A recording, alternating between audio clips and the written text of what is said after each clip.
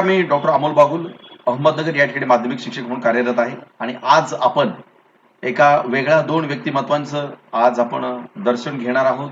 त्यांची वेगळी मुलाखत घेणार आहोत. यामध्ये प्रथमतः आपल्याबरोबर आहेत खास लंडनहून आंतरराष्ट्रीय योग परिषदेसाठी आणि 7व्या आंतरराष्ट्रीय योग दिनाच्या निमित्ताने ज्यांचं बहुमोल मार्गदर्शन आपण ऐकणार आहोत, असे सन्माननीय रवींद्रजी पिंगळे साहेब आपल्याबरोबर आहेत.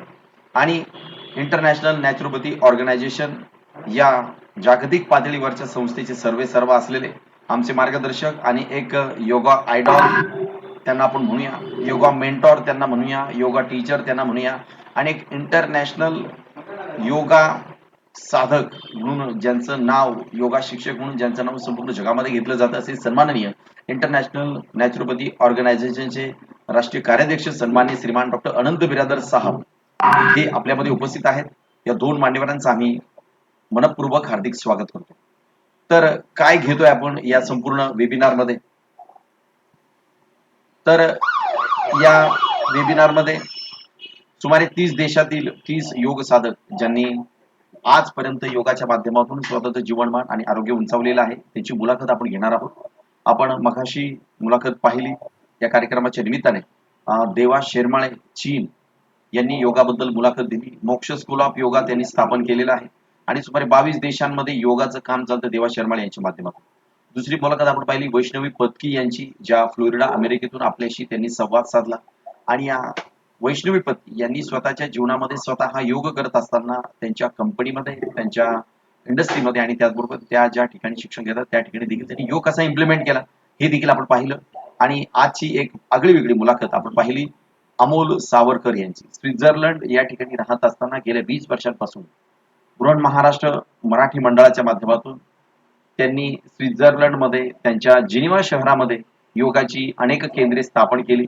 आणि समुद्र सपाटीवरचं सर्वात उंच असं ठिकाण स्वित्झर्लंड मधलं टॉप ऑफ द योगा नावाची कन्सेप्ट, ज्याची दखल माननीय पंतप्रधान नरेंद्रजी मोदी साहेब यांनी आपल्या योग दिनाच्या निमित्ताने मन की बात मध्ये सुद्धा घेतली आणि त्यांचा स्वित्झर्लंडमध्ये प्रमाणपत्र देऊन देखील त्यांचा सत्कार केला. अशा सन्माननीय अमोलजी सावरकर यांची मुलाखत आज आपण ऐकली. आणि आता आपण एका वेगळ्या मुलाखतीकडे जात आहोत. संगीत साधनेतून योगा आणि त्याचबरोबर लंडनमध्ये काम करत असताना भारताच्या योगाचं महत्व ज्यांनी आपल्या रोमारोमात जपलेलं आहे. संगीत साधनेच्या माध्यमातून स्पिरिच्युअलिटी साधण्यासाठी, योगामधली विपश्यना, योगामधलं समाधान आणि योगामधली एकाग्रता साधण्यासाठी संगीताचं महत्व आपल्यामध्ये किती आहे हे आपल्या संगीताच्या माध्यमातून, आपल्या आराधनेच्या माध्यमातून आणि योग उपासनेच्या माध्यमातून दाखवून देणारं एक वेगळं व्यक्तिमत्व म्हणजे सन्माननीय रवींद्रजी पिंगळे. शिर्डीचे साईबाबा हे सर्व जगाला ज्ञात आहेत आणि ह्याच सन्माननीय साईबाबांचा आशीर्वाद घेऊन परदेशामध्ये खूप मोठी अशी योग आराधना, संगीत साधना माननीय रवींद्र पिंगळे साहेब करत आहेत आणि आज आपण त्यांच्याशी संवाद साधणार आहोत. प्रथमतः या कार्यक्रमाचं स्वागत आपणासमोर प्रस्तुत करीत आहेत माननीय डॉक्टर यशवंत पाटील. या कार्यक्रमाचं वैशिष्ट्य काय आहे तर डॉक्टर अनंत बिरादर एक वेगळं असं व्यक्तिमत्व जे आज आपल्यामध्ये उपस्थित आहे. योग आणि निसर्गोपचाराच्या माध्यमातून भारताच्या संस्कृतीमध्ये एक वेगळा असा योग साधनेचा आरोग्य शिल्पकार म्हणून डॉक्टर अनंत बिरादर यांच्याकडे सगळं जग पाहतं. अनेक देशांमध्ये योगाचं प्रचार प्रसाराचं काम इंटरनॅशनल नॅचरोपॅथी ऑर्गनायझेशनच्या माध्यमातून देशामध्ये खूप मोठं असं योगाचं आणि निसर्गोपचाराचं नेटवर्क आदरणीय डॉक्टर अनंत बिरादर साहेब यांनी पेश केलेलं आहे. आणि आम्हाला असं या ठिकाणी म्हणायचं आहे की येत्या काही कालावधीमध्ये, येत्या काही वर्षांमध्ये आम्हाला असं म्हणायला आनंद वाटेल, अभिमान वाटेल. काय म्हणायला अभिमान वाटेल तर पद्मश्री डॉक्टर अनंत बिरादार हे आम्हाला ऐकायचं आहे. एवढं मोठं आभाळा एवढं काम डॉक्टर अनंत बिरादर साहेब यांनी केलेलं आहे. तर या कार्यक्रमाचे ते प्रमुख आकर्षण आहेत रवींद्र पिंगळे साहेब आणि डॉक्टर अनंत बिरादार. या दोन जागतिक पातळीवरच्या मोठ्या महनीय व्यक्तिमत्वाचं स्वागत डॉक्टर यशवंत पाटील अहमदनगर ब्रँचच्या आयनोच्या वतीने त्यांनी करावं अशी मी त्यांना विनंती करतो. डॉक्टर यशवंत पाटील.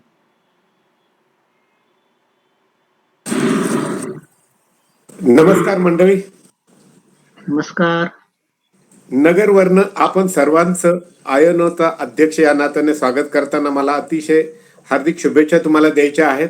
आज या कार्यक्रमासाठी आपल्याला लाभलेले रवींद्र पिंगळे सर आहेत आणि त्यासोबत नगरचा अध्यक्ष ते राष्ट्रीय अध्यक्ष अनंत बिरादर साहेब, डॉक्टर अनंत बिरादर साहेब यांचंही मी मनापासून स्वागत करतो आजच्या या उपक्रमाला.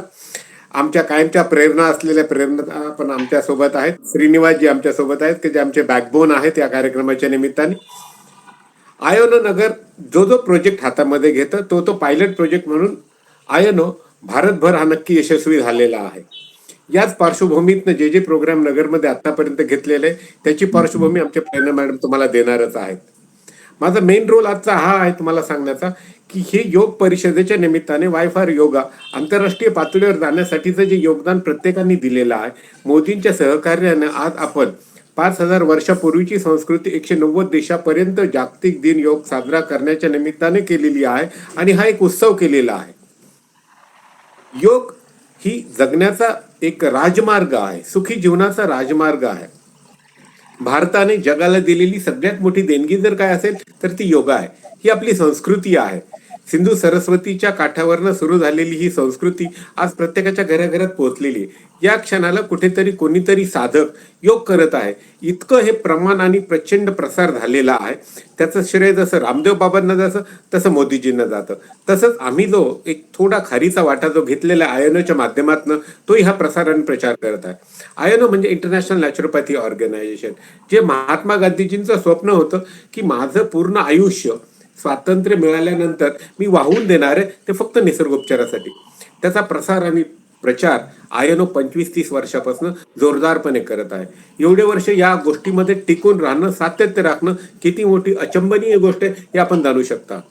त्यानिमित्ताने त्याविषयी सविस्तर आमचे राष्ट्रीय अध्यक्ष तुमच्याशी बोलतील.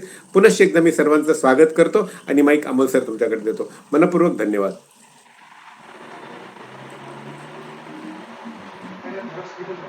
धन्यवाद सन्माननीय या कार्यक्रमाच्या निमित्ताने ज्यांनी आदरणीय रवींद्रजी पिंगळे साहेब यांच्याशी आपला संपर्क साधून दिला आणि एका आपल्या माणसाशी संवाद साधण्याचा आणि योगाविषयी गप्पा मारण्याचा योग आदरणीय पिंगळे साहेब यांच्याशी आज येतोय, त्याचं महत्वाचं कारण आहे डॉक्टर यशवंत पाटील. आणि या संपूर्ण उपक्रमामध्ये आदरणीय श्रीनिवास नाबरिया यांची महत्वाची सिंहाची भूमिका आहे. सिंहाच्या वाटा त्यांचा आहे, त्यांची खूप मोठी अशी भूमिका आहे. त्यांचं देखील मार्गदर्शन आपल्याला या सगळ्या उपक्रमासाठी सतत लाभत असतं. यानंतर आपल्यामध्ये उपस्थित आहे डॉक्टर प्रेरणा नाबरिया, ज्यांनी गेल्या अनेक दशकांपासून अहमदनगर शहर व जिल्ह्यामध्ये नव्हे तर आता महाराष्ट्रामध्ये इंटरनॅशनल नॅचरोपॅथी ऑर्गनायझेशनचं काम दिवसातल्या 24 तासापैकी 17-18 तास काम त्या आयोनोचं करत असतात आणि ते आम्हाला गाईड म्हणून लाभल्यात, कॅप्टन म्हणून लाभलेले आहेत. आणि त्यांच्याच मार्गदर्शनातून आपण योगा तो होगा ही योग करतानाचे फोटो तुम्ही इंटरनॅशनल नॅचरोपॅथी ऑर्गनायझेशनच्या या उपक्रमासाठी पाठवा, आंतरराष्ट्रीय योग परिषदेसाठी पाठवा असं मी त्यांना आवाहन केलं होतं. आणि त्या माध्यमातून आजपर्यंत सुमारे 6,500 पेक्षा जास्त फोटो विविध देशभरातून, विविध जगभरातल्या देशातून आपल्याकडे आलेले आहेत. ही आपली खूप मोठी अचिव्हमेंट आहे. आणि हे सांगताना आम्हाला या ठिकाणी आदरणीय बिरादर साहेब यांच्या पुढे सांगताना आम्हाला ही खूप मोठी अचिव्हमेंट वाटते असं मला या ठिकाणी म्हणायचं आहे. या कार्यक्रमाचं प्रास्ताविक आपल्यासमोर प्रस्तुत करतील माननीय डॉक्टर प्रेरणा नाबरिया यांना मी विनंती करतो. सचिव उपाध्यक्ष उत्तर महाराष्ट्र आयोनो यांना मी विनंती करतो आपण प्रास्ताविक प्रस्तुत करावं. नमस्कार. आज आपल्याला अध्यक्ष म्हणून जे अतिथी म्हणून लाभलेले आहेत रवींद्र पिंगळे सर यांचं मी स्वागत करते आणि आपले राष्ट्रीय अध्यक्ष बिरादर सर आज आपल्या सोबत आहेत, त्यांचंही मी स्वागत करते. आज आपण हे 7व्या आंतरराष्ट्रीय योग दिनाच्या निमित्ताने हा जो योगा तो होगा हा आंतरराष्ट्रीय वेबिनार आपण सुरू केलेला आहे. प्रकल्प प्रमुख आहेत डॉक्टर अमोल बागुल सर. त्यांच्या संकल्पनेतून साकार झालेला आणि देशासोबतच बाहेरचे जे योग साधक आहेत, योगाने आपल्याशी जोडणे जाणार आहे. योग म्हणजे जोडणे आणि बाहेरचेही आपल्याला जोडले जात आहे. ही एक चांगली कौतुकाची बाब आहे आपल्या अहमदनगर टीमसाठी. मी अहमदनगर टीमचं नेहमीच मला सहकार्य लाभलेलं आहे. मी एकटी काही करत नाही, कारण ही टीम जेव्हा आपली काम करते तेव्हाच आपलं काम सगळे यशस्वी होतात आणि बिरादर सरही त्याची दखल घेत असतात. आपलं जी संस्था आहे आयएनओ ही नावाप्रमाणेच इंटरनॅशनल आहे. 22 देशामध्ये ही काम करते. देशाबरोबरच बाहेरही आपले योग साधक आयएनओला जोडले गेले आहे. सूर्य फाउंडेशन आणि आयुष मंत्रालय यांच्या सहकार्याने आयएनओचं काम चालतं. तर हे आयएनओचं काम भारतभर जवळजवळ 400 जिल्ह्यामध्ये आणि जिल्हाच नव्हे तर खेडोपाडी पण जवळजवळ लाखभर कार्यकर्ते आहेत आयएनओचे. तर यामध्ये जे आपले राष्ट्रीय अध्यक्ष आहेत आज आपल्यासोबत आनंद बिरादर सर, तसेच आपले उत्तर महाराष्ट्राचे अध्यक्ष आहेत परमपूज्य श्री शिवानंदजी महाराज यांच्या आशीर्वादाने आणि अहमदनगरचे जे आपले पॅट्रॉन आहेत सुवालालजी शिंगवी बापूजी यांच्या सहकार्याने आयनो ही टीम ही पूर्ण जिल्हाभर आणि आता महाराष्ट्रभर काम करत आहे. तर मी जास्त बोलण्यापेक्षा आपण बिरादर सरांचं ऐकूया. त्याबद्दल आता मी माईक अमोल बागुल सरांकडे देते. धन्यवाद सर.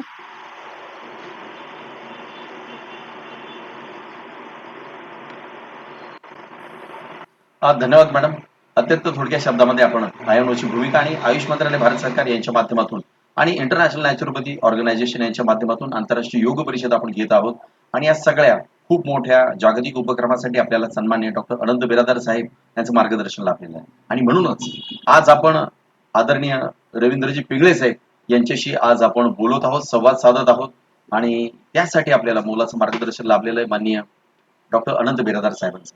मी आदरणीय डॉक्टर अनंत बिरादार साहेब यांना विनंती करतो, साहेब आपण या कार्यक्रमाच्या निमित्ताने आपलं मनोगत व्यक्त करावं, शुभेच्छा द्याव्यात अशी आपणास नम्र विनंती. डॉक्टर अनंत बिरादार साहेब.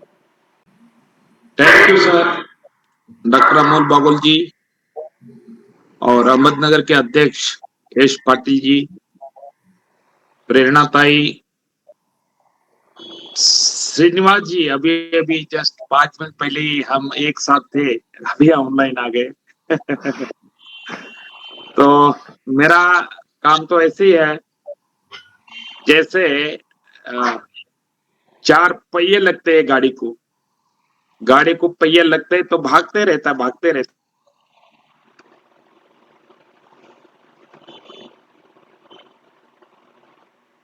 का अभी कल रात तक दिल्ली में चल रहा था सभी कार्यक्रम, आज अचानक यहाँ आ गया नागपुर और बहुत अच्छा विदर्भ प्रांत की मीटिंग हुई और संगठनात्मक दृष्टि से बहुत अच्छी मीटिंग रही और मराठी में बात करने का प्रयास कर रहा था लेकिन आप सभी की भाषा सुनकर मैं थोडा डर गया मी आहे मूलतः कर्नाटकचा, क्या बात. बीदर म्हणजे उमरगा आणि उदगीरच्या मध्ये आहे. Yes sir, yes sir.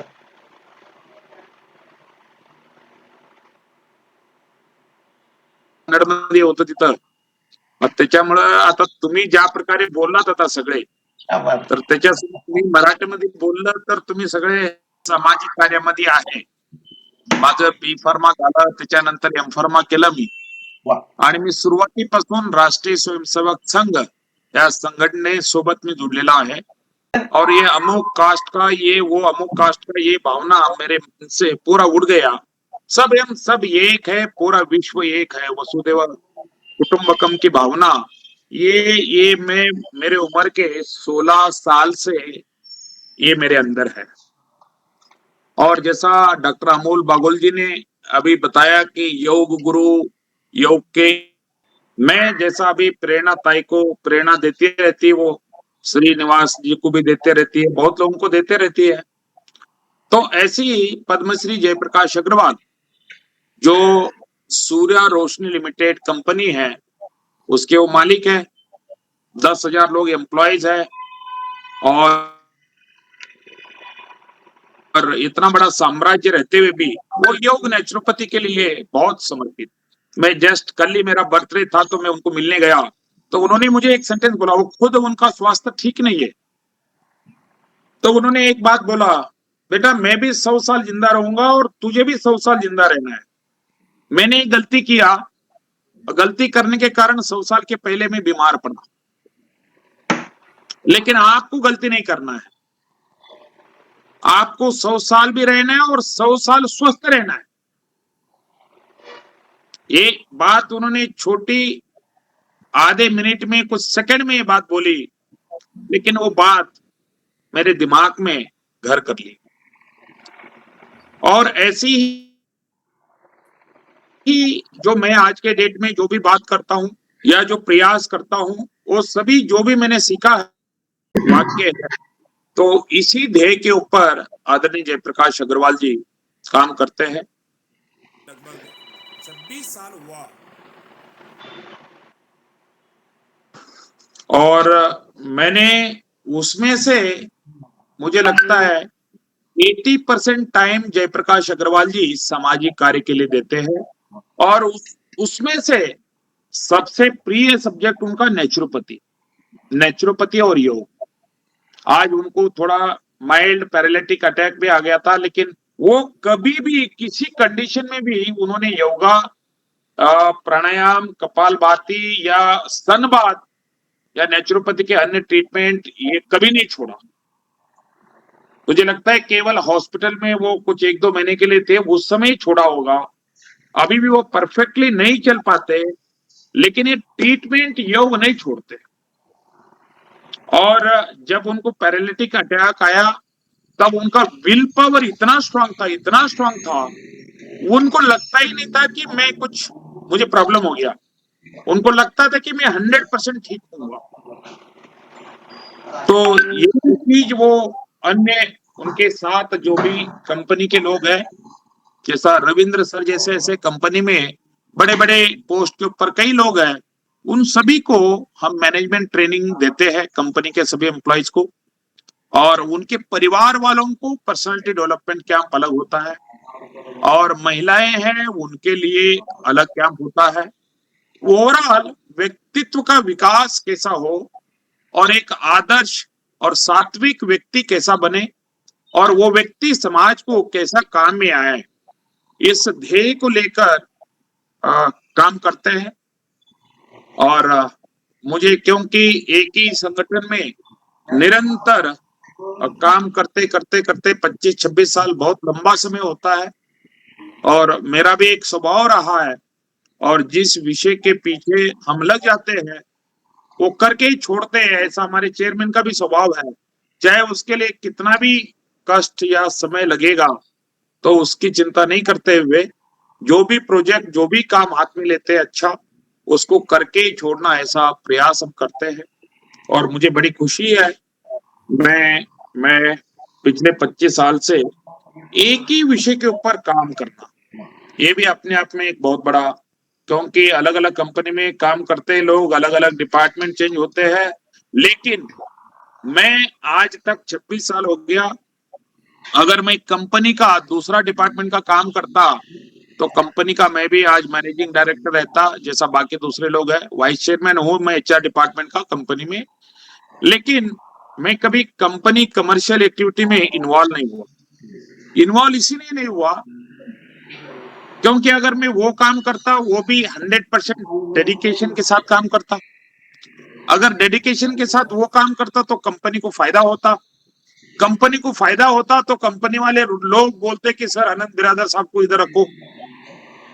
तो मेरा एक रिकॉर्ड रहा है 25 साल में, आज तक फैक्ट्री के अंदर पैर नहीं रखा, मैं कारपोरेट ऑफिस में पैर रखा है, लेकिन फैक्ट्री के अंदर कभी नहीं गया। तो एक बार ऐसे मेरे चेयरमैन को मैंने बोला, सर आज तक मैंने फैक्ट्री में पैर नहीं रखा, तो उनको आश्चर्य लगा, ऐसे कैसा हो सकता है।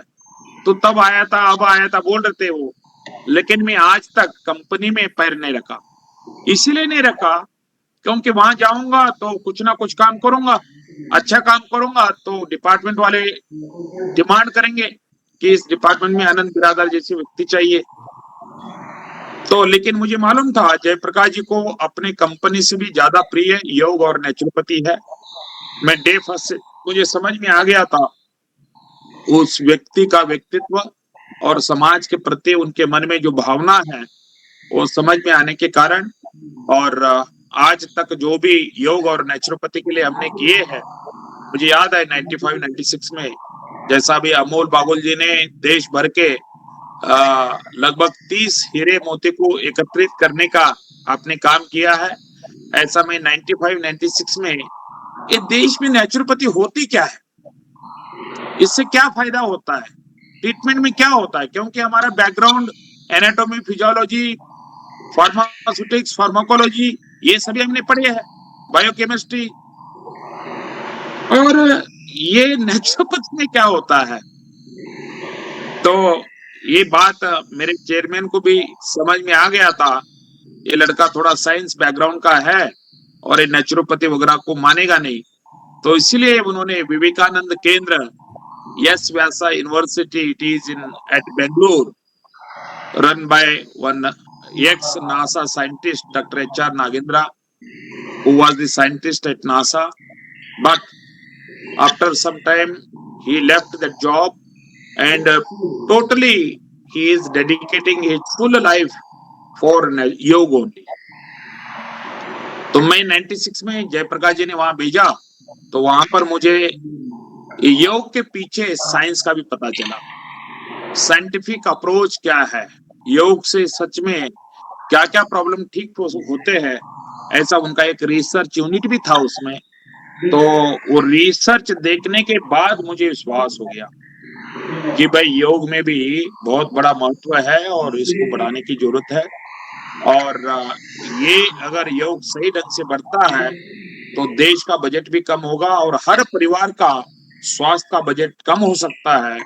और ये योग सीखने से घर में क्या परिवर्तन आ सकते हैं और समाज में क्या परिवर्तन आ सकता है, और यम नियम की बातें, बाकी सभी योग साधना, ध्यान, धारणा, ये सभी चीजें अगर सच में अगर 25-30% लोग भी अगर करेंगे ढंग से तो ये बहुत बड़ा परिवर्तन आ सकता है।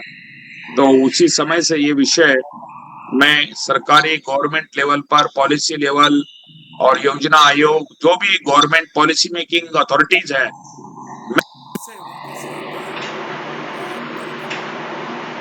हाँ, और उस समय हम सोचा करते थे कि सरकार को ये करना चाहिए, सरकार को ये करना चाहिए, बजट इतना रखना चाहिए, ये सभी बातें हम उस समय किया करते थे। तो हमने प्रयास किया, मतलब 95 से लेकर अब तक हमने जो जो सोचा, जो जो प्लानिंग किया योग नेचुरोपैथी के लिए, हम तब बोलते थे नेचुरोपैथी योग का ज्ञान घर घर तक पहुंचना चाहिए, इसलिए हम काम करेंगे।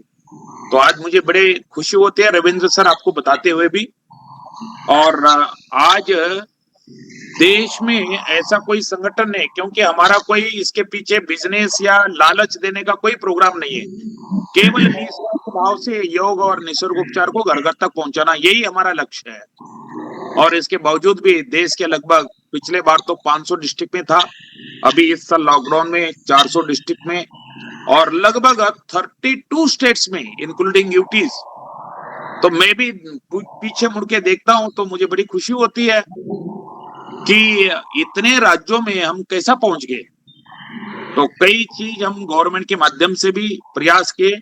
हम उस समय भी बोलते थे, आज मैं नागपुर में हूं तो मुझे नितिन गडकरी जी की याद आ रही है, वो अभी नेशनल प्रेसिडेंट भी नहीं थे, मुंबई के हमारे प्रोग्राम में आए थे गोपीनाथ मुंडे जी और आप गडकरी जी, तब उनसे हमने आश्वासन लिया था कि भाई आप दोनों को कुछ करना पड़ेगा योग नेचुरोपैथी के लिए। तो उन्होंने तब बोला था हमारी गवर्नमेंट आएगी तो हम बनाएंगे आपके लिए नेचुरोपैथी योग यूनिवर्सिटी, और लकीली उसके 2-3 साल बाद ही गडकरी जी नेशनल प्रेसिडेंट बन गए। तो हम उनको हाथ धो के पीछे पड़ गए। तो उन्होंने बीजेपी पार्टी के अंदर भी योग नेचुरोपैथी का एक सेल बनाया, सेपरेट सेल। ऐसा देश का कोई भी पॉलिटिकल पार्टी अपने पार्टी के अंदर नेचुरोपैथी का सेल कोई नहीं बनाया। तो उसके कारण हम बीजेपी हेड ऑफिस में हर महीना वर्कशॉप, सेमिनार, ऐसा कार्यक्रम किया करते थे, और हमारे हर प्रोग्राम बीजेपी ऑफिस में 100% सक्सेसफुल। जितना उनका हॉल है 300 लोगों का, कभी भी हॉल खाली नहीं गया, हमेशा प्रोग्राम हमारा फुल रह जाता। उसका एक पॉजिटिव इम्पैक्ट बीजेपी के हर पदाधिकारी, एमपी के ऊपर पड़ा। तो इसके कारण बाद में कई चीजें हमने किए, और सेपरेट मिनिस्ट्री बनाना है ये हम तब से बोलते थे, और आज देखो मोदी जी आने के बाद हमने मिनिस्ट्री बनाने में हमारा बहुत बड़ा योगदान है। और योग डे के साथ साथ नेचुरोपैथी डे, आयुर्वेद डे भी डिक्लेयर करवाए हैं। तो इसके कारण पूरा आज देश में ये पूरा योग और नेचुरोपैथी का काम प्रचार प्रसार हो रहा है। आज विदेशों के भी लगभग, मैं तो विदेश प्रवास किया नहीं, चाइना वगैरह 1-2 बार गया था, थाईलैंड गया था ऐसे सेमिनार वर्कशॉप के लिए, लेकिन ऐसे योग नेचुरोपैथी को, इस मिशन को लेकर प्रवास नहीं किया। इसके बावजूद भी आज नेटवर्क पूरा विश्व में बना है, और लक्ष्य यही है कि इस संगठन के माध्यम से, और जयप्रकाश जी बार बार एक बताते हैं कि जैसा हीरे मोती तो बहुत है, उसको ढूंढने वाला चाहिए, और उस हीरे मोती को एक धागे के अंदर पिरोकर मतलब वो करने वाला चाहिए। ऐसा काम डॉक्टर अमोल बागुल जी आपने किया है, और जयप्रकाश जी भी यही बात मुझे बार बार बोलते रहते हैं, और मुझे वो बोलते हैं तू बेटा ऑल ओवर इंडिया के हीरे मोती को इकट्ठा कर दिया।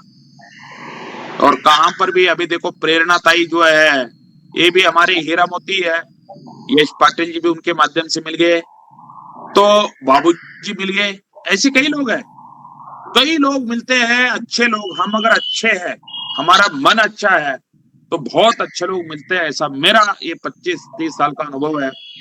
तो आज अमोल बागुल जी भी वही काम किए हैं, ऐसा मुझे पूरा लगता है, और हमें इसकी बहुत आवश्यकता है, और सरकार भी हमारे हर बात को मानती है। अभी योगा सर्टिफिकेशन बोर्ड रविंद्र जी सरकार ने बनाया है, और मैं देख रहा था वो 2 साल से सरकार की काम करने की जो स्पीड थी बहुत स्लो थी, और उनका सिस्टम सब कुछ अलग था। उसमें डेडिकेशन, डिवोशन, डिटर्मिनेशन नहीं रहता है गवर्नमेंट काम में, मैंने देखा है। तो वही काम जब हमने लिए हमारे हाथ में, 1 महीने में देखो 4000 लोगों का हमने एनरोलमेंट कर दिया योगा वॉलंटियर के लिए। Very good. वो काम 14 ऑर्गेनाइजेशन और गवर्नमेंट यानी 15 बड़े बड़े लोग मिलके नहीं किए। यानी उन्होंने 2 साल में उन्होंने केवल 16,000 लोगों को एनरोलमेंट किया है as a certified yoga professionals. यानी 2 साल में 15 बड़े बड़े संस्था, बड़े संस्था कौन सा? रामदेव महाराज जी की संस्था, सदगुरु, वो ईशा फाउंडेशन, आर्ट ऑफ, ऐसे बड़े बड़े संस्था मिलके भी ये 2 साल में 16,000 लोगों को एनरोलमेंट किया है। हमने 30 दिन के अंदर 4,000 लोगों को किया, और 4,000 में मुझे लगता है सर उसमें 80% लोग ऐसे हैं जैसा अनंत बिरादर है, जैसा प्रेरणा है, ऐसे कार्यकर्ता बन गए वो। क्योंकि हम केवल योग ही नहीं सिखाते उनको, योग करने वाले बहुत है, योग दिखाने वाले भी बहुत है, उनका जीवन योगमय नहीं है, क्या फायदा उसका? हमारा कर्नाटक का एक बहुत बड़ा 30 साल से योगा करता है, कोई हर छोटे बात के ऊपर नाराज होता है, हर छोटे बात के ऊपर चिढ़ता है, उसका चेहरा देखने से समझ में आता है हमेशा टेंशन में रहता है। और वो योग करते पिछले 30 साल से, और उसकी बॉडी पीढ़ी देखो, पूरा सब आसन इतने करते हैं, एक वानर जैसा कूदता है वो सब करते हैं, और उनको देखेंगे तो अच्छा भी लगता है, और लेकिन उनका स्वभाव देखो तो कहीं से भी योगी नहीं लगता। लेकिन ये 4,000 लोगों का मैं जो बता रहा हूं, और उनके अंदर इतना परिवर्तन, वो कई लोग, अभी कल रविंद्र सर 1 घंटे का क्लास था, लास्ट डे था क्लास का, तो 6 to 7 क्लास था सर, 9:30 बजे तक लोग छोड़े नहीं ये गूगल मीट। Very good. अपना अपना अनुभव, अपनापन, अपनी भावना व्यक्त करते रहे, इंटरेक्शन था सेशन। तो हम आपके साथ जुड़ना चाहते हैं। हम तो इवन ऐसे लोग भी मिले और बात करते करते रोने शुरू कर दिए, कि बोलती है एक लेडी की मुझे डिप्रेशन था इतने दिन तक, ये 15 दिन में मेरा डिप्रेशन चला गया, और ऐसे लग रहा है कि मैं ससुराल जा रही हूँ मायके से। मतलब ऐसे ऐसी बातें वहां पर कर रहे थे, मानो उनको एक बहुत बड़ा एक अमृत मिल गया, उनको कोई बहुत बड़ी चीज मिल गई 15 दिन के दौरान। हमने केवल कॉमन योगा प्रोटोकॉल का अभ्यास कराया, लेकिन रोज अभ्यास के दौरान 15-20 मिनट का ये डोज हम दिया करते थे। तो ये 15-20 मिनट का जो मार्गदर्शन था, वो मार्गदर्शन बहुत इफेक्टिव था, और यही चीज वो 15 संस्था ने ये 15 मिनट का डोज नहीं दिया। योग के लिए तो बड़े बड़े लोगों को बुला के भाषण दिलवा दिया, लेकिन जो 15 मिनट की जो चाबी होती है वो चाबी नहीं दिया। तो आज ऐसी स्थिति हो गई जब योगा डे का रिपोर्ट लेने के लिए गवर्नमेंट आईएनओ ऑफिस आती है, हमारे ऑफिस में बैठ के हमारे रिपोर्ट, जल नीति अभियान कैसा चल रहा है और क्या क्या चल रहा है और कौन कर रहे हैं। हम कोई बहुत बड़े क्वालिफाइड कोई यूनिवर्सिटी के डॉक्टर नहीं है, लेकिन हमसे सीखने गवर्नमेंट आ रही है। मैं आपको एक फैक्ट बता रहा हूं, मुझे भी आश्चर्य हो गया। 3 ऑफिस है देश में नेचुरोपैथी के, योग के। वो तीनों ऑफिस वाले सर किती INO वाजेपर्यंत आहे ऑफिस तुम्ही? में सुबह से शाम तक हमारे साथ बैठ के हाँ रिपोर्ट तैयार करके लेके गए, क्योंकि उनको पता है जो हमारा काम हुआ है वो सबसे अच्छा हुआ है, और जो काम हुआ है डेडिकेशन के साथ हुआ है, डिवोशन के साथ ये काम किए हुए संस्था है। तो अभी तीनों संस्थान में भारत सरकार को रिपोर्ट दिया है। अभी जैसा अमोल बागुल साहब आप जो ये प्रयास जो कर रहे हैं बहुत ही अच्छा प्रयास है।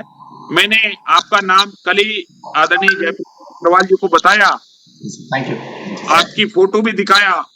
पता नहीं मेरे दिमाग में आप रिटायर्ड टीचर है ये कैसा आ गया पता नहीं।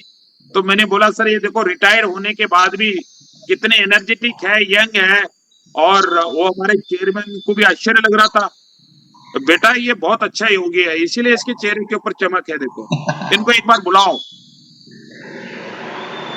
तो मैंने बताया कि लगभग 30 कंट्री के अच्छे अच्छे योग शिक्षक या योग टीचर या योग के वेल विशर है, उन सभी को जोड़ने का कार्य अमोल बागुल जी ने किया है। रियली ऑलरेडी हमारे इंग्लैंड में भी रविंद्र जी, हिमाली सिंह है, वो बेचारे पिछले 7-8 साल 10 साल से वहां पर काम करती है। शी बिलोंग्स टू दिल्ली। अभी देखो उनका परिवार पूरा, जो लड़की हिमाली सिंह इंग्लैंड में रहती है, INO की कोऑर्डिनेटर है वहां पर, और पूरा परिवार INO के साथ ऐसा जुड़ा है, लगता है कि हमारी बेटी उनके घर में है, उनकी बेटी हमारे घर में है। Very good. जब हम एक दूसरे को बात नहीं करते, वो ऐसा लगता है कि कुछ गड़बड़ हो रहा है। तो ऐसा जो अटैचमेंट है, तो INO के माध्यम से ऐसा करने का प्रयास हम करते हैं। वो हिमाली बेटी हमारे सामने छोटी थी, अब बड़ी हो गई, अभी इंग्लैंड में देखो 10 साल से है, और वहां पर वो ग्रीन कार्ड के लिए भी कुछ की है, और वहां पर ही वो रहती है, और योग नेचुरोपैथी ये सभी थेरेपी भी वो करती है। वहां पर लीगली कई विषय है, वो विषय रहने के बावजूद भी वो वहां पर टिकी हुई है और अच्छा काम कर रही है। ऐसा थाईलैंड है, मॉरिशस है। मॉरिशस में ऐसे हमारे अटैचमेंट था, हमारे कोऑर्डिनेटर के कारण वहां के राष्ट्रपति अनुरुद्ध जगन्नाथ एकदम हमारे फ्रेंड हो गए थे। उनको ऐसा लगता था कि भाई INO वालों के साथ बात करना यानी हमारे रिलेटिव, ऐसा उनको लगता था। और क्योंकि उनका जो धर्मवीर रणजीत जी जो थे, उनको इसी INO के कारण उनको गवर्नमेंट के तरफ से जमीन दे दिया। अभी रिसेंटली मुझे 1 महीने पहले धर्मवीर रणजीत ने भी बात किया था। वो उनका लास्ट ही मेरे साथ बात थी ऑनलाइन, उन्होंने वीडियो बात किया था, और उन्होंने ये बोला था कि मेरी बहू है, अभी देखते हैं आनंद जी, ऐसी प्रेरणाताई जैसी है, उनकी बहू एक्टिव है और वो काम देख रही है, और सेम आपके हस्बैंड जैसा आपको हेल्प करते हैं, वो सेम उसके भी हस्बैंड उनको हेल्प करते हैं। और ऐसे ही जहां पर भी हम जाते हैं तो पॉजिटिव लोग होते हैं तो काम बढ़ता ही है। तो आज मैं ज्यादा नहीं बोलते हुए, आपका रोज ऐसा प्रोग्राम रहेगा तो मैं प्रयास करूंगा कि रोज मैं जुड़ूंगा, yes, और मैं रोज ऐसा सुनूंगा, हर रोज ऐसा मेरा इस टाइप की वार्ता मत रखना, और और आप सवाल करना, क्योंकि ये सभी चीजें मैं आयुष मिनिस्ट्री में सबमिट करने वाला हूँ। ऑलरेडी मैंने भेजा है, ये होने वाला है। अभी रविंद्र जी से क्या बात आपकी होती है, रविंद्र जी क्या मार्गदर्शन कर रहे हैं, सभी रिकॉर्ड आप रखिए। yes, sir. तो ऐसे देवा बोल रहे थे, देवा ये गलत, वो निगर एक छोटा लड़का वो था, लेकिन आज देखो मैं उसके पास भी गया था वहां पर चाइना, चाहे बीजिंग हो चाहे शंघाई हो, हर जगह पर वहां पर इंडियन योगा टीचर का बहुत बहुत अच्छा दबदबा है। मैं गया था, उसको भी मैंने बुलाया था वहां पर। तो ऐसा एक दूसरे को मदद करना, तो जितने भी अलग अलग कंट्री में है, और हमारे इंडियन गवर्नमेंट की तरफ से हर कंट्री में एम्बेसीज में योगा टीचर अपॉइंट कर रहे हैं हम। और उनको अच्छी सैलरी भी, पहले 1 लाख सैलरी थी, हमने बताया कि महीना 2 लाख सैलरी होना चाहिए, अभी 2 लाख सैलरी विद फूड एंड अकोमोडेशन फ्री। तो जो भी योगा कर रहे हैं उनके माध्यम से वो हो रहा है। और जितने भी आप योगा सर्टिफिकेशन बोर्ड के माध्यम से, रविंद्र सर को भी रिक्वेस्ट करूंगा कि फॉरेन कंट्री के लोगों का भी ये इंडियन गवर्नमेंट का सर्टिफिकेशन ऑफ योगा टीचर, ये आयुष मंत्रालय की तरफ से हो रहा है। इसकी डिटेल जानकारी मैं आपको भेजूंगा, तो आप भी थोड़ा देखें ना, क्योंकि इस योग के डेवलपमेंट में हर व्यक्ति का कंट्रीब्यूशन रहना चाहिए। केवल हम सरकार, नरेंद्र मोदी जी या वहां का जो मंत्री है, केवल उसके बारे में अगर हम बात करेंगे तो नहीं चलेगा। हमें कुछ करना पड़ेगा, तब जाके कुछ होगा। केवल हम सरकार को दोष देना, मोदी नहीं कर रहे या मनमोहन नहीं कर रहे, नो, हमें करना पड़ेगा। हम जितना अच्छा करेंगे, जितना ज्यादा करेंगे, उतना अच्छा रहेगा। तो इस दिशा में अमोल जी और पूरे नगर की टीम, तो मुझे लगता है कि मेरे लिए तो आदर्श है। बाकी लोगों के लिए कैसे मैं नहीं जानता, लेकिन मेरे लिए अहमदनगर टीम रोल मॉडल है। और अमोल जी, मुझे लग रहा था कि आपका बहुत बड़ा रोल रहेगा। तो ऐसे ही एक व्यक्ति के अच्छे कार्य से हजारों लोगों को हम अच्छा मार्गदर्शन कर सकते हैं, हजारों अच्छे कार्यकर्ताओं का निर्माण कर सकते हैं स्वयं के कार्य से। तो यही मैं शुभकामना देता हूं अमोल जी आपको और पूरे नगर टीम को। आज के thank you sir. Ravindra sir से मैं सुनना चाहूंगा, अधिक मैं आपसे सुनूंगा सर। मैं अभी दूसरा काम भी करूंगा। येस, माननीय डॉक्टर अनंत बिरादर यांची एक प्रशस्त भूमिका आपण या ठिकाणी ऐकली। एक मेंटॉर म्हणून, एक मार्गदर्शक म्हणून डॉक्टर अनंत बिरादर साहेब हे संपूर्ण भारतामध्ये काम करत आहेत आणि त्यांचं काम हे देशाबाहेर देखील गेलेलं आहे। राष्ट्रीय अध्यक्ष आयनो आणि सदस्य योग प्राकृतिक चिकित्सा विकास बोर्ड, वित्त समिती, आयुष मंत्रालय, भारत सरकार म्हणून ते काम पाहतात आणि त्याचबरोबर योग आणि नॅचरोपॅथी यांच्यासाठी संपूर्ण जीवन समर्पित करणारे डॉक्टर अनंत बिरादार साहेब आमच्यासाठी मार्गदर्शक आहेत। आणि आज आपण एका वेगळ्या व्यक्तिमत्वाशी संवाद साधणार आहोत। त्या व्यक्तिमत्वाचं नाव आहे माननीय रवींद्र पिंगळे साहेब। तर लंडन सारख्या जगातील सर्वाधिक बलशाली आणि उच्च शिक्षित आणि एक स्टँडर्ड जपणाऱ्या शहरामध्ये रवींद्र पिंगळे साहेब या ठिकाणी काम करत आहेत। संगीत साधना त्यांची उच्च कोटीची आहे। स्वतः संगीत साधना करत असताना अनेक विद्यार्थ्यांना देखील त्यांनी घडवलेलं आहे आणि शिर्डीच्या साईबाबांचा आशीर्वाद घेऊन लंडन मध्ये काम करत असताना जगातील अनेक गोष्टींची, वर्ग, वर्ण, पंथ, धर्म अशा अनेक गोष्टींची अध्यात्माच्या माध्यमातून, संगीताच्या माध्यमातून ते काम करत आहेत। तर एक 5-6 वर्षांचा त्यांचा कामाचा हा स्पॅन आहे। मूळ भारत, महाराष्ट्र आणि शिर्डी असा प्रवास करत आज ते लंडन मध्ये स्थित आहेत आणि त्यांच्याशी आज आपण संगीत साधना आणि योग या दोन्ही गोष्टी एकमेकांशी कशा जोडलेल्या आहेत आणि खुद्द इंग्लंडमध्ये, लंडनमध्ये कसं वातावरण आहे योगाचं हे आपण या ठिकाणी पाहणार आहोत। प्रथमतः या ठिकाणी मनपूर्वक हार्दिक स्वागत आम्ही करतोय सन्माननीय रवींद्र पिंगळे साहेब यांचं। मी पिंगळे साहेबांना विनंती करतो, साहेब आपण प्रथमतः आपली माहिती अशी द्यावी की आपण त्या ठिकाणी काय म्हणून काम करता आणि किती वर्षांपासून आहात हे आम्हाला जाणून घ्यायचं सर्वांना। ते रेडी झालो आणि योगायोगाने सगळं तांत्रिक सहकार्य पण हे मिळालं आणि उपलब्ध झालं, तर खूप चांगली गोष्ट आहे। आपण हे जे कार्य संपूर्ण विश्वभर आपण प्रसार आणि प्रचार करत आहात योगाचा, की ज्याची अतिशय गरज आहे। तर आपल्या सर्व टीमला माझ्यातर्फे खूप खूप धन्यवाद। मी इथे जानेवारी 2019 मध्ये लंडन मध्ये आलो। इथे world Shirdi Saibaba organization UK अशा नावाचं एक संस्थान आहे आणि त्यांची 2 मंदिरं या लंडन शहरामध्ये आहे. एक मंदिर आहे ईस्ट हॅम आणि दुसरं मंदिर आहे फॉरेस्ट गेट अशा 2 ठिकाणी. या दोन्ही ठिकाणच्या मंदिराचं पूर्ण व्यवस्थापनाची जबाबदारी माझ्याकडे आहेच. त्याबरोबरच या मंदिरामध्ये दररोज चालणाऱ्या ज्या ॲक्टिव्हिटीज आहेत, मग दैनंदिन पूजा असेल, त्याच्यानंतर आरती असेल, भजन सेवा असेल आणि इतर जे काही कार्यक्रम हे मंदिर व्यवस्थापन ठरवतं, ते पूर्ण एक्झिक्यूट करण्याची आणि राबवण्याची संपूर्ण जबाबदारी माझ्यावर आहे आणि बाबांच्या कृपेने आजपर्यंत तरी ते सगळ्या गोष्टी अतिशय यशस्वीपणे पार पडलेल्या आहेत. आनंदाची गोष्ट अशी आहे, की आपली जी भूमी आहे, विशेषतः महाराष्ट्र भूमी जी आहे, ही संतांची भूमी आहे आणि ह्या संतांच्या भूमीमध्ये आपला जन्म आणि तो वारसा घेऊन मला लंडनपर्यंत येता आलं, ही खरं म्हणजे संतांचीच कृपा आहे.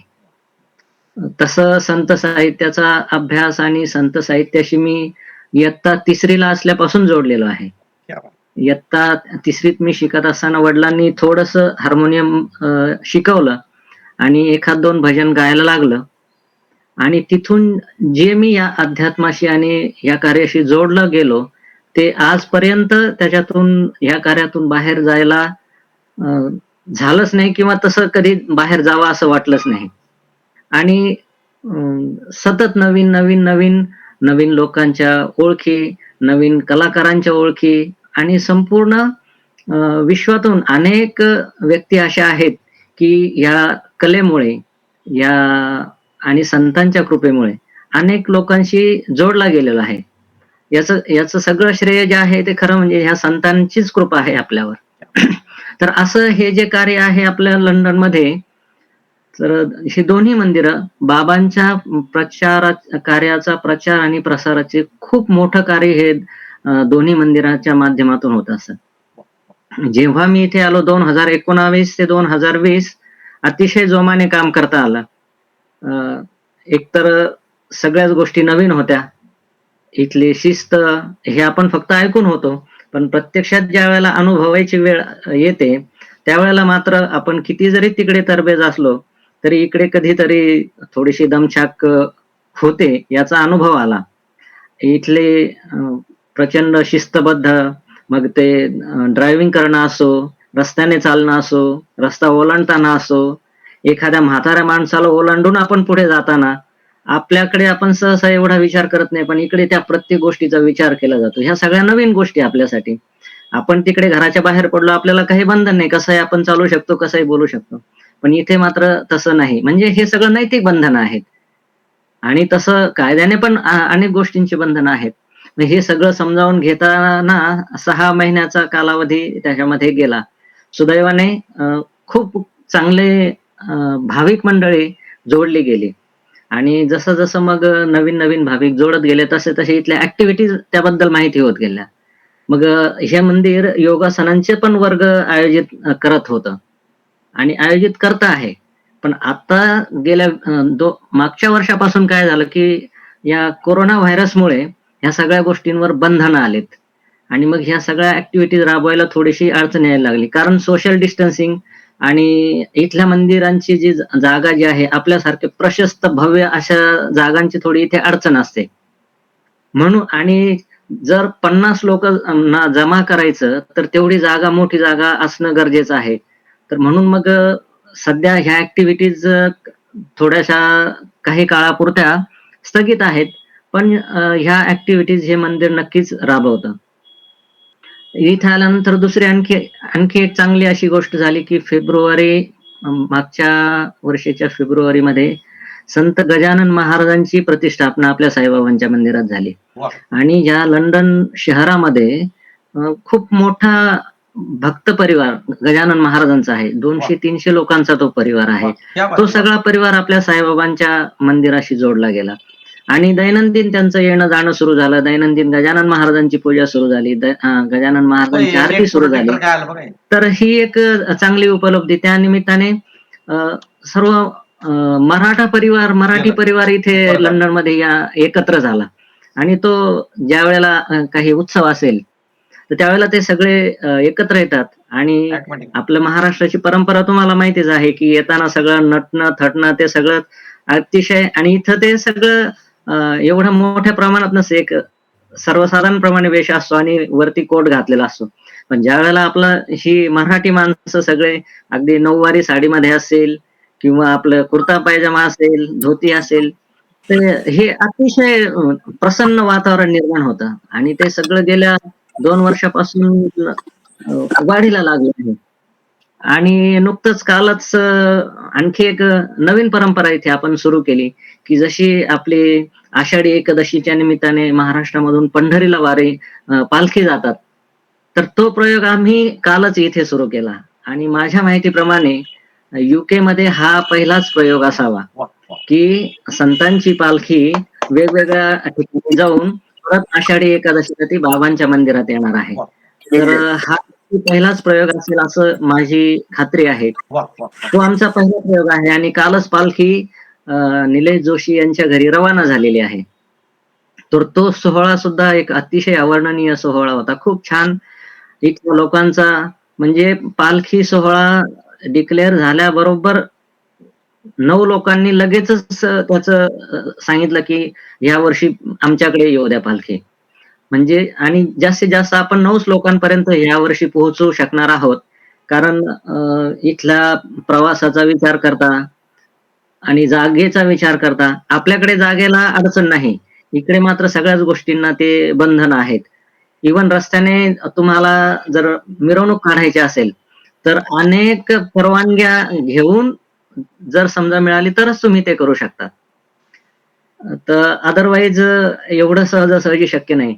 आणि मग पालखीचं स्वरूप पण वेगळं आहे. आपल्याकडे ती खांद्यावर घेऊन पालखी जाणार, रस्त्याने ते सगळं खूप अगदी आनंद घेत नाचणे वगैरे हे सगळं चालतं. पण इकडे त्या गोष्टींवर तशा गोष्टी करणं फारसं शक्य नाही, कन्सिडरिंग द रूल्स. आणि मग आम्ही त्याला थोडंसं स्वरूप असं दिलं की मंदिरामधून पालखी आपण खांद्यावर घेऊया आणि त्या पालखीला आपण कारमध्ये विराजित करूया वा आणि पायी चालण्याच्या ऐवजी कारमधून घरोघरी ती पालखी जाईल. वा वा आणि अशा पद्धतीने काल ती पालखी आम्ही रवाना केली. वा वा त्या पालखीमध्ये गजानन महाराज आहेत, साईबाबा आहेत, विठ्ठल रुक्मिणी असं सगळं, आणि आपलं छानपैकी भजन सोहळ्याने आपण त्या पालखीला काल रवाना केलं आहे. बढिया वा क्या बात. तर या पहिल्या आगळ्या वेगळ्या प्रश्नातून आपण आदरणीय पिंगळे साहेब यांचं त्या ठिकाणी नेमकं काय काम चालतं हे आपण पाहिलेलं आहे. आणि पिंगळे साहेबांची अजून एक खासियत आहे संगीताची साधना, आणि त्यांचं संगीत हे वापरलं जातं योग साधण्यासाठी. योग करत असताना विविध प्रकारचे संगीताचे जे प्रकार आहेत, संगीताचे जे पदर आहेत, मग शास्त्रीय संगीत असो, जे मनाच्या एकाग्रतेसाठी असो, योग करताना मन प्रफुल्लित व्हावं आणि कर्णमधुर असं सुंदर संगीत आपण ऐकावं. तर योग आणि संगीत यांचं एक वेगळं असं नातं आहे. आणि संगीतामध्ये उत्कृष्ट अशा रचना आणि संगीत देण्याचं काम माननीय पिंगळे साहेब खूप वर्षांपासून करत आहेत. आदरणीय पिंगळे साहेब यांच्या पत्नी असलेल्या आदरणीय राजश्री पिंगळे मॅडम यांचं देखील जलनेतीमध्ये खूप मोठं असं काम आहे आणि त्या देखील संगीताचा वापर योग साधनेसाठी करत असतात. तर संगीत आणि योग साधना याबद्दल आदरणीय पिंगळे साहेब यांना काय वाटतं? संगीताचा उपयोग योगासाठी कसा होऊ शकतो किंवा योगाचा उपयोग संगीत साधनेसाठी कसा होऊ शकतो? तुम्ही जेव्हा संगीताची एखादी एकाग्रता पकडता तर त्यावेळी तुमच्या मनामध्ये एकाग्रता जेव्हा येते तेव्हा आपण म्हणतो यामध्ये योग आहे आणि संगीत आहे. तर संगीत आणि योग यांचं नातं कसं आहे हे आम्हाला जाणून घ्यायचं. अतिशय चांगला प्रश्न आहे. आणि संगीत आणि योग हे एकमेकांपासून वेगळं होणं शक्यच नाही. योगामुळे तुमचं शरीर तंदुरुस्त असतं. वा.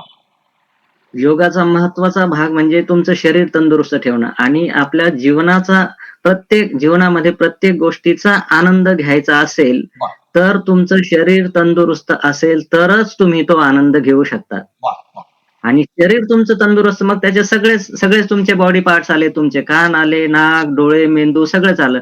तुमचे कान चांगले असेल तर ज्या काही सगळ्या चांगल्या गोष्टी आहेत त्याचा तुम्ही आनंद घेऊ शकाल. वा पण ती बाजू जर कमकुवत झाली तर कितीही चांगलं संगीत असेल किंवा कितीही चांगलं व्याख्यान असेल, कितीही चांगलं वक्ता बोलणार असेल, पण त्याचा तुम्ही आनंद घेऊ शकणार नाही. वा.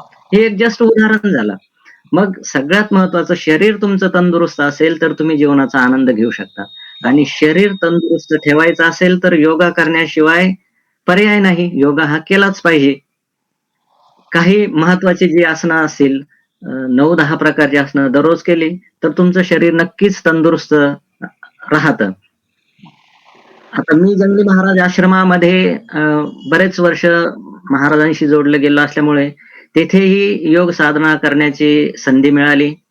अनेक योगासनं शिकण्याची संधी मिळाली आणि त्या योगासनांच्या द्वारे त्याचा फायदा मला नक्कीच झाला. आणि माझं कार्य इथं असं आहे, की माझ्या चेहऱ्यावर जर प्रसन्नता दिसली नाही, तर मंदिरामध्ये येणारा जो भाविक आहे, तो 100% विचार करणार, की इथे हेच एवढ्या त्रासामध्ये दिसतात, हे आपल्याला काय आनंद देणार? वा. तर आणि सुदैवाने मला एकही दिवस असा मिळाला नाही, की कोणीतरी अशी तक्रार केली, की आज माझी तब्येत बरी दिसत नाही किंवा बोलणं बरोबर वाटत नाही. वा. म्हणजे याच्या उलट असं मला दररोज प्रतिक्रिया मिळतात, की तुम्ही एवढं आनंदी कसं राहू शकतात? वा. आता ह्या प्रश्नाचं एक उत्तर नाहीये. याच्यामध्ये तुमची योग साधना आहे. वा.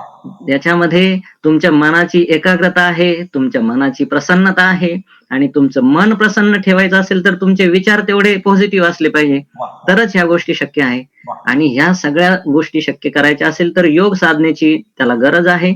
आणि योग साधनेला संगीताची जर जोड दिली तर तुमची जी एकाग्रता ही जी भावना आहे, कारण संगीत हे पूर्णपणे एकाग्रतेवर आधारित असलेलं शास्त्र आहे. संगीतामध्ये तुम्ही एखादा राग सादर करत असताना तुमची एकाग्रता नसेल तर तुम्ही कधी त्या रागातून बाहेर जाल आणि कुठे जाल त्याचा भरोसा नाही. म्हणजे एकाग्रता तिथे अत्यंत महत्वाची आहे आणि संगीत साधनेतून ही नक्की मिळते. आणि नंतर मग ह्या संगीताचा उपयोग योगासाठी होतो. आता आपण बघतो योग साधना करत असताना एक विशिष्ट प्रकारचं संगीत ऐकवलं जातं. तर त्याचं कारण आहे, की तुमची ती एकाग्रता तिथे निर्माण व्हावी आणि त्या विशिष्ट प्रकारच्या संगीतामध्ये ताकद आहे, की तुमची एकाग्रता वाढते. शास्त्रीय संगीताचे अनेक प्रयोग व्यक्तींवर झालेले आहे, प्राण्यांवर झालेले आहे, वनस्पतींवर झालेले आहे आणि ह्या प्रत्येक बाबींमध्ये असं निदर्शनाला आलेलं आहे, की संगीताचा अतिशय योग्य परिणाम या गोष्टींवर होतो. इव्हन वनस्पतीच्या वाढीवर संगीताचा परिणाम होतो. वा. वा. गायींच्या दूध देण्यावर त्यांना एक विशिष्ट प्रकारचं संगीत जर ऐकवलं तर त्यांचं दूध देण्याचं प्रमाण सुद्धा वाढतं. हे संशोधनाने सिद्ध झालेलं आहे. Yes, हे yes. मीच एकटा बोलतो असं नाही, तर हे संशोधनाने सिद्ध झालं आहे. वा. वा. आणि मनाची एकाग्रता झाली, तुमचं मन प्रफुल्लित झालं, जे तुमच्या मनामध्ये आहे तुमचा चेहरा ते दाखवणार आहे. तुम्ही मनामध्ये त्रासलेला असेल तुमच्या चेहऱ्यावर त्रासच दिसणार आहे. आणि मग हे सगळं जर समजा तुम्हाला हे टाळायचं असेल, तुम्हाला कायमस्वरूपी तुम्हाला प्रसन्न राहायचं असेल तर तुम्हाला आतली प्रसन्नता महत्वाची आहे. वा. वा. आणि आतली प्रसन्नता जर तुम्हाला निर्माण करायची असेल तर तुम्हाला संगीत असेल, योग असेल, कला असेल, छंद असेल, हे जोपासणं खूप गरजेचं आहे. वा. आता बाबांच्या कृपेने मला संगीताची जोड खूप लहानपणी मिळाली आणि सुदैवाने मला शास्त्रीय संगीत शिकण्याची संधी उपलब्ध झाली ती कोपरगावमध्ये. तुम्हाला आश्चर्य वाटेल, माझे जे संगीताचे पहिले गुरु आहेत ते दोन्ही डोळ्यांनी अंध आहेत आणि पूर्ण नगर जिल्ह्यामध्ये ते प्रसिद्ध आहेत, आनंदरावजी आढाव म्हणून. येस. अतिशय हुशार हे व्यक्तिमत्व आहे. कोपरगावचं नव्हे तर नगर जिल्ह्याचं, महाराष्ट्राचं ते भूषण आहे. आणि त्यांच्याकडून मला हे संगीत शिकायला प्रथमतः मिळालं. आणि पुढे मग त्यांच्याकडे मी त्या 3 विषयामध्ये ग्रॅज्युएट झालो. गायनामध्ये असेल, हार्मोनियम मध्ये असेल, तबल्यामध्ये असेल. आणि ह्या संगीतामुळे मग मला अनेक देशांमध्ये कार्यक्रमासाठी जायची संधी मिळाली. मग तो मलेशियामध्ये 2006 सालापासून तर 2018 सालापर्यंत दरवर्षी आम्ही कार्यक्रमाच्या निमित्ताने जायची संधी प्राप्त झाली. मग पोलंड संकेत गेलेलो आहे. अशा आणि फायनली मला लंडन मध्ये जी संधी मिळाली तर त्याच्यामध्ये ह्या संगीताचं योगदान खूप मोठं आहे. वा. ह्या व्यवस्थापनाला असं वाटलं ही व्यक्ती जर इथे आली आणि संगीताची जोड जर मिळाली तर आपल्या मंदिराची एक बाजू अतिशय भक्कम होईल. आणि सुदैवाने ते करण्यास सुरुवात केली आणि त्याच्यामध्ये मला तरी असं वाटतं की मी त्याच्यात यशस्वी झालेलो आहे. कारण ज्या वेळेला भजन करण्याची संधी इथे मंदिरात मिळते त्या वेळेला तुम्हाला आश्चर्य वाटेल की मंदिरामध्ये आलेला भाविक 5 मिनिटासाठी आलेला असतो, पण ज्या वेळेला भजन सुरू असतो तो भजन संपेपर्यंत उठायचं नावच घेत नाही. क्या बात. ही आपल्या संगीताची किमया आहे. तुम्हाला आश्चर्य वाटेल याच्यामध्ये बऱ्याच लोकांना हिंदी पण समजत नाही. मराठी समजायचा तर प्रश्नच नाही. हिंदीही समजत नाही. बरेचसे लोक फक्त इंग्लिश भाषा किंवा त्यांची तमिळ असेल, श्रीलंकन असेल, इंग्लिश असेल ह्या सगळ्या भाषा. पण ज्या वेळेला तुम्ही मराठी भजन सादर करतात आणि जिथे अर्थ समजत नसताना लोक तल्लीन होतात आणि भजन कधी म्हणजे संपूच नये असं ज्या वेळेला अपेक्षा करतात त्यावेळेला मला असं वाटतं की ते देवाची ती कृपा आहे. आणि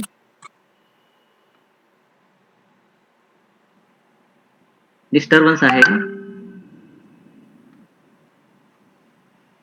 नाही सर, नाही. नाही सर, कंटिन्यू करा ना. ओके धन्यवाद. नाही. मला असं वाटलं डिस्टर्ब झालंय. थोडं एक चालू तर होतं.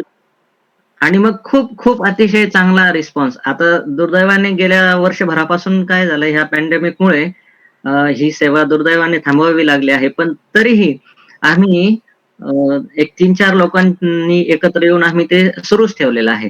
वा. आणि तो आनंद आम्ही बऱ्याच वेळेला ऑनलाईन देण्याचाही प्रयत्न करतो. बरोबर. आरती तर आमची ऑनलाईन दाखवतोच, पण वा. भजन सुद्धा कमीत कमी लोकांनी एकत्र येऊन भजन मंदिरामध्ये सादर करणं आणि ते ऑनलाईन लोकांना दाखवणं हा एक प्रयोग आम्ही करत असतो आणि खूप वा. चांगला त्याचा रिस्पॉन्स आहे. आणि आणखी एक कार्यक्रम इथे आम्ही असा राबवतो, पदरामणी असं त्याचं नाव आहे. वा. एक रविवारी एका भागामध्ये 9 भाविकांची निवड म्हणजे भाविकच निवड करतात की आमच्याकडे बाबांना घेऊन तुम्ही या, साईबाबांना घेऊन तुम्ही या. वा. आणि मग आम्ही बाबांना घेऊन एक रविवारी असं 9 घरी जातो. असे साधारणपणे मागच्या वर्षी मी आल्यानंतर 63 घरी जाणं झालं. वा. वा. 7 पदरामणी झाल्या. वा. आणि त्या प्रत्येक पदरामणीचा अनुभव इतका चांगला आहे की म्हणजे वैशिष्ट्यपूर्ण काय ठरलं तर तिथे गेल्यानंतर भजनाने ह्या आपल्या संतांच्या भजनांनी जी काही वातावरण निर्मिती होते त्याने अतिशय प्रसन्नता निर्माण होते. आणि नंतर एवढी मोठी रांग त्या पदरामणीसाठी लागलेली आहे की कालपर्यंत विचारणा सुरू आहे की तुम्ही पदरामणी कधी सुरू करणार आहात. तर एवढा सगळा चांगला रिस्पॉन्स आपल्याला मिळाला. तर याला कारण आहे ते आपलं संगीत, वैशिष्ट्यपूर्ण वा. संगीत. बढिया. आणि सुदैवाने मला इंग्लिशचं थोडा मी एक्सप्लेन करू शकतो. भजनाचा अर्थ इंग्लिश मधून एक्सप्लेन करू शकतो. तर वा. त्याचाही मला फायदा असा झाला की मराठी भजन मी गाऊ शकतो, हिंदी भजन गाऊ शकतो आणि त्याचे थोडक्यात त्याचा अर्थ काय आहे इंग्लिश मध्ये सांगितल्यानंतर तो जो आनंद आहे वा. तो आणखी वेगळा असतो. आणि बढिया. क्या बात. ती सुद्धा संधी मी जशी उपलब्ध होईल तसं करत असतो. बढिया. आणि लोकांचा खूप चांगला रिस्पॉन्स त्याच्यामधून मिळालेला आहे. वा. आणि मग मी शेवटी त्यांना हेच सांगतो की ही चेहऱ्यावरची जी प्रसन्नता आहे, हे प्रसन्नतेचं मूळ जे आहे ते संगीतात आहे वा. क्या बात. आणि ते योग साधना आहे. वा. आणि शरीर तुमचं तंदुरुस्त असेल तर मन तुमचं तंदुरुस्त असणार. मन तंदुरुस्त असलं ती प्रसन्नता तुमच्या चेहऱ्यावर असणार. वा. आणि ती प्रसन्नता तुमच्या चेहऱ्यावर दिसली की ती प्रसन्नता का आहे ती विचारणारा वर्ग तयार होतो. वा. वा. आणि साहजिकच तो विचारणारा वर्ग तयार झाला की आपल्या मनामध्ये काय आहे, चांगलं काय आहे ते आपण त्याला सांगू शकतो. तेव्हाच आपण त्याला सांगणार की तुम्ही संगीताचा अभ्यास करा, तुम्ही योगासनं करा, तुम्ही छंद जोपासा, एखादी कला तुम्ही डेव्हलप करा. तर हे असा संदेश आपल्याला त्यामुळे म्हणजे ज्या वेळेला लोक आपल्याकडे येईल त्याच वेळेला आपण हा संदेश देऊ शकतो. अदरवाईज तुमच्याकडे सगळ्या गोष्टी असणार पण त्या लोकांच्या पर्यंत जर पोहोचल्याच नाही तर त्याचा उपयोग फारसा होणार नाही.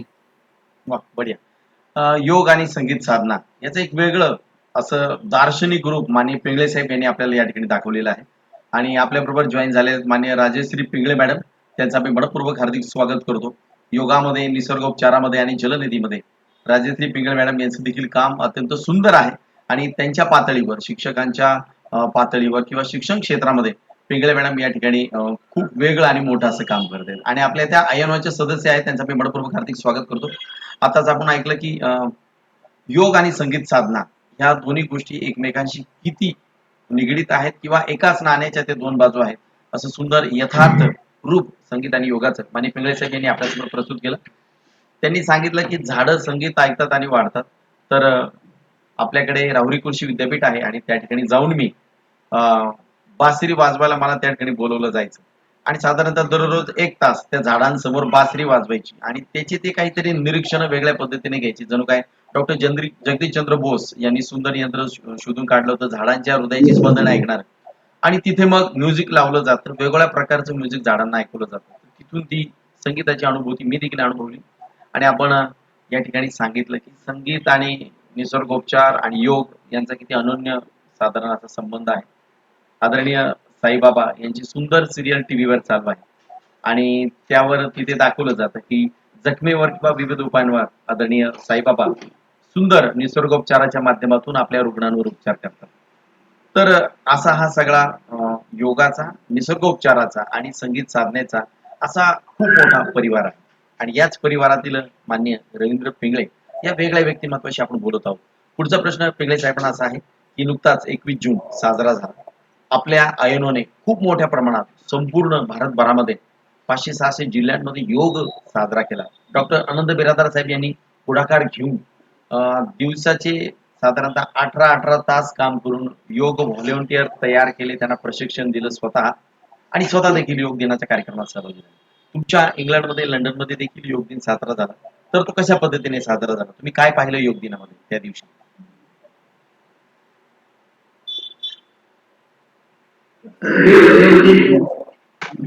तो साजरा झालेला आहे. तिथे वेदर जे आहे हे अतिशय थंड वातावरण असतं, त्याच्यामुळे ओपनली ह्या गोष्टी शक्य नाही. या सगळ्या इंडोर हॉलमध्येच होतात वा. आणि त्याचं आयोजन इथं केलं जातं. अनेक संस्था इथे आहे. योग प्रशिक्षण देणारे इथे प्रशिक्षक आहेत आणि त्यांनी ह्या सगळ्या गोष्टींचं आयोजन केलेलं होतं त्यांच्या पातळीवर. जिथे ते प्रशिक्षण देतात तिथे, जिथे जागा उपलब्ध आहे, इंडोर हॉल उपलब्ध आहे, तिथे हा योग दिवस त्यांनी योगासनं करून साजरा केलेला आहे.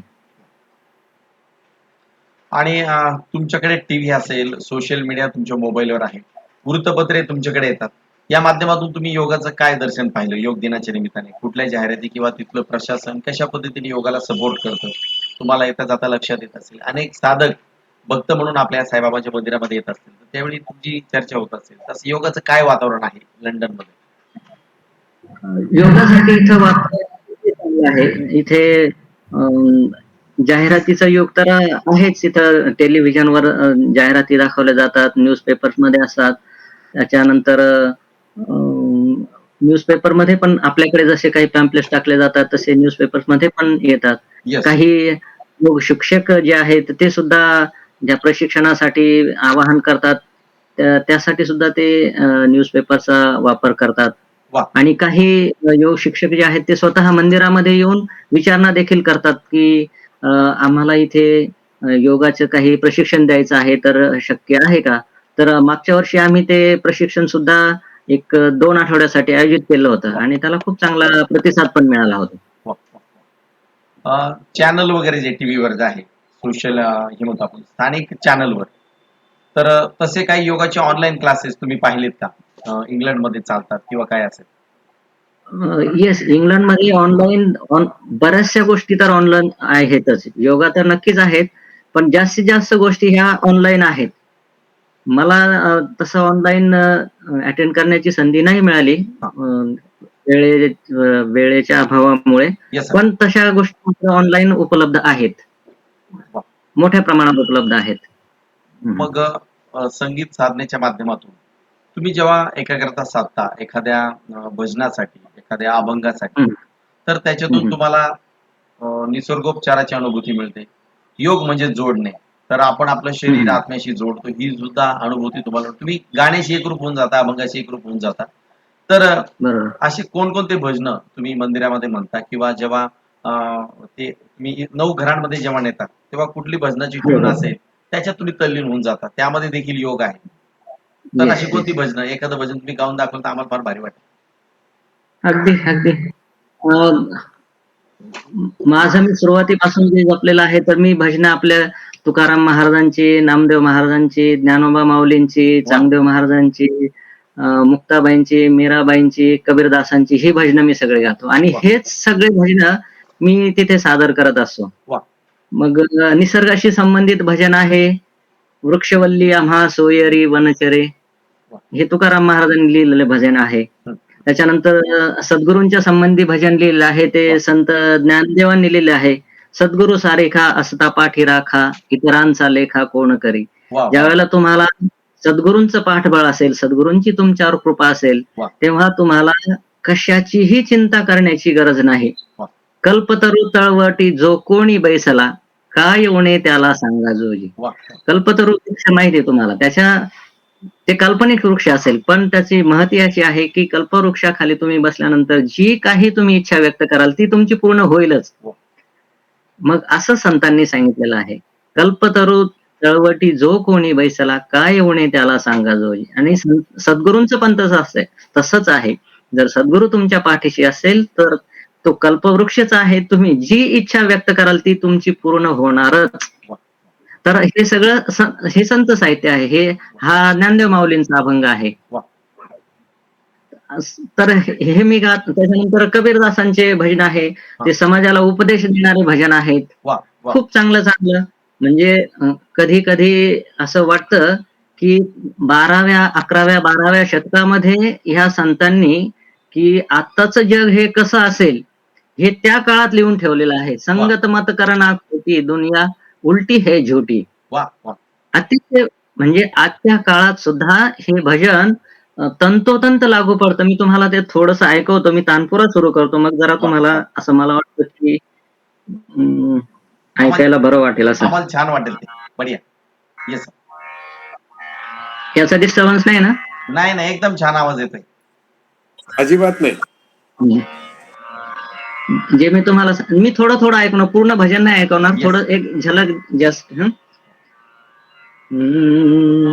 वृक्षवल्ली आम्हा सोयरी वनचरे, वृक्षवल्ली आम्हा सोयरी वनचरे, पक्षी सुस्वरे आळवीती, वृक्षवल्ली आम्हा सोयरी वनचरे.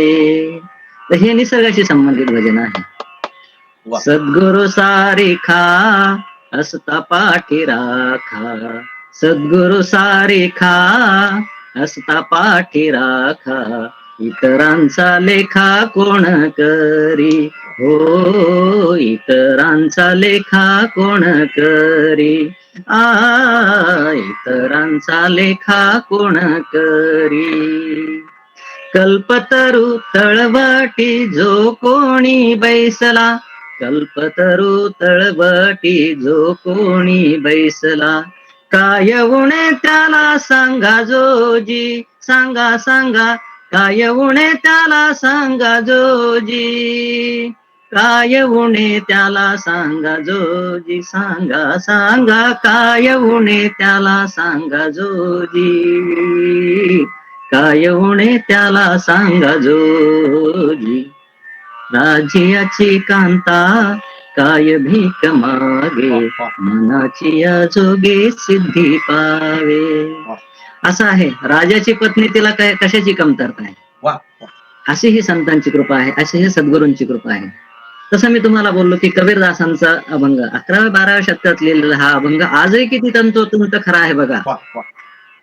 की संगत मत करना खोटी, दुनिया उलटी हे झोटी. वा. त्या काळात संतांनी लिहून ठेवलं की आता सुद्धा ते किती चपखलपणे लागू आहे. हा.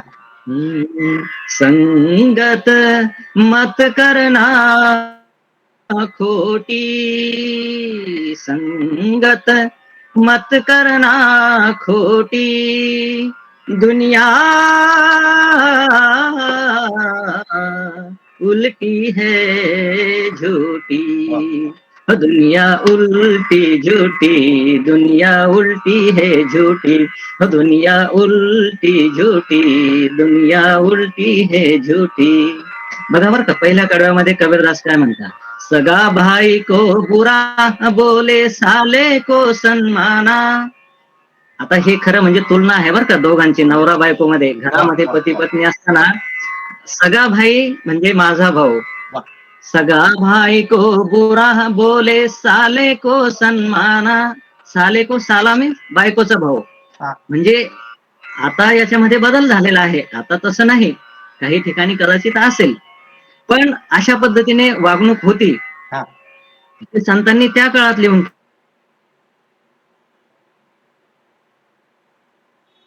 ठेवलं. सन्माना.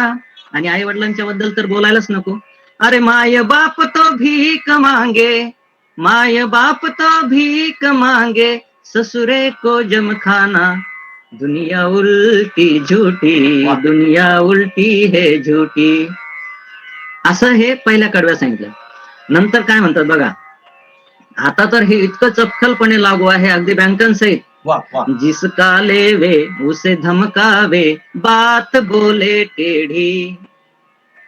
वा. आपण आपली ज्या वेळेला आपल्याला गरज असते त्यावेळेला आपण इतक्या विनवण्या करतो, कोणाकडून आपल्याला काही उसणं आणायचं असेल, मागायचं असेल, मिळवायचं असेल. जिसका लेवे उसे धमकावे, बात बोले टेढ़ी. जिसका लेवे उसे धमकावे. ज्याच्याकडून आपल्याला आपण मदत घेतलेली आहे, या. आपलं काम साध्य झालं, आपलं काम पूर्ण झालं, हा. की परत द्यायची ज्या वेळेला वेळ येते त्यावेळेला आपलं वागणं कसं असतं बघा. बदल. जिसका लेवे, परत द्यायच्या वेळेला उसे धमकावे, बात बोले टेढ़ी. अरे तू बात बोले टेढ़ी. वा. बँकेमध्ये जेव्हा आपण कर्ज प्रकरण टाकतो त्यावेळेला त्या अधिकाऱ्यांची आपण किती विनवणी करतो, वा वा. बरोबर. Yes. पण ज्या वेळेला ते परत करायची वेळ येते त्यावेळेला तोच आपण कसा असतो बघा. देऊ ना, कुठे चाललो आम्ही, पळून चाल. आम्ही काय जाणार आहे का, देणार नाही का, ही भाषा कधी परत द्यायच्या वेळेला. खरं आहे की नाही. बरोबर. हे माझं म्हणणं नाही, हे कबीरदासांनी लिहून ठेवलं 13व्या शतकात.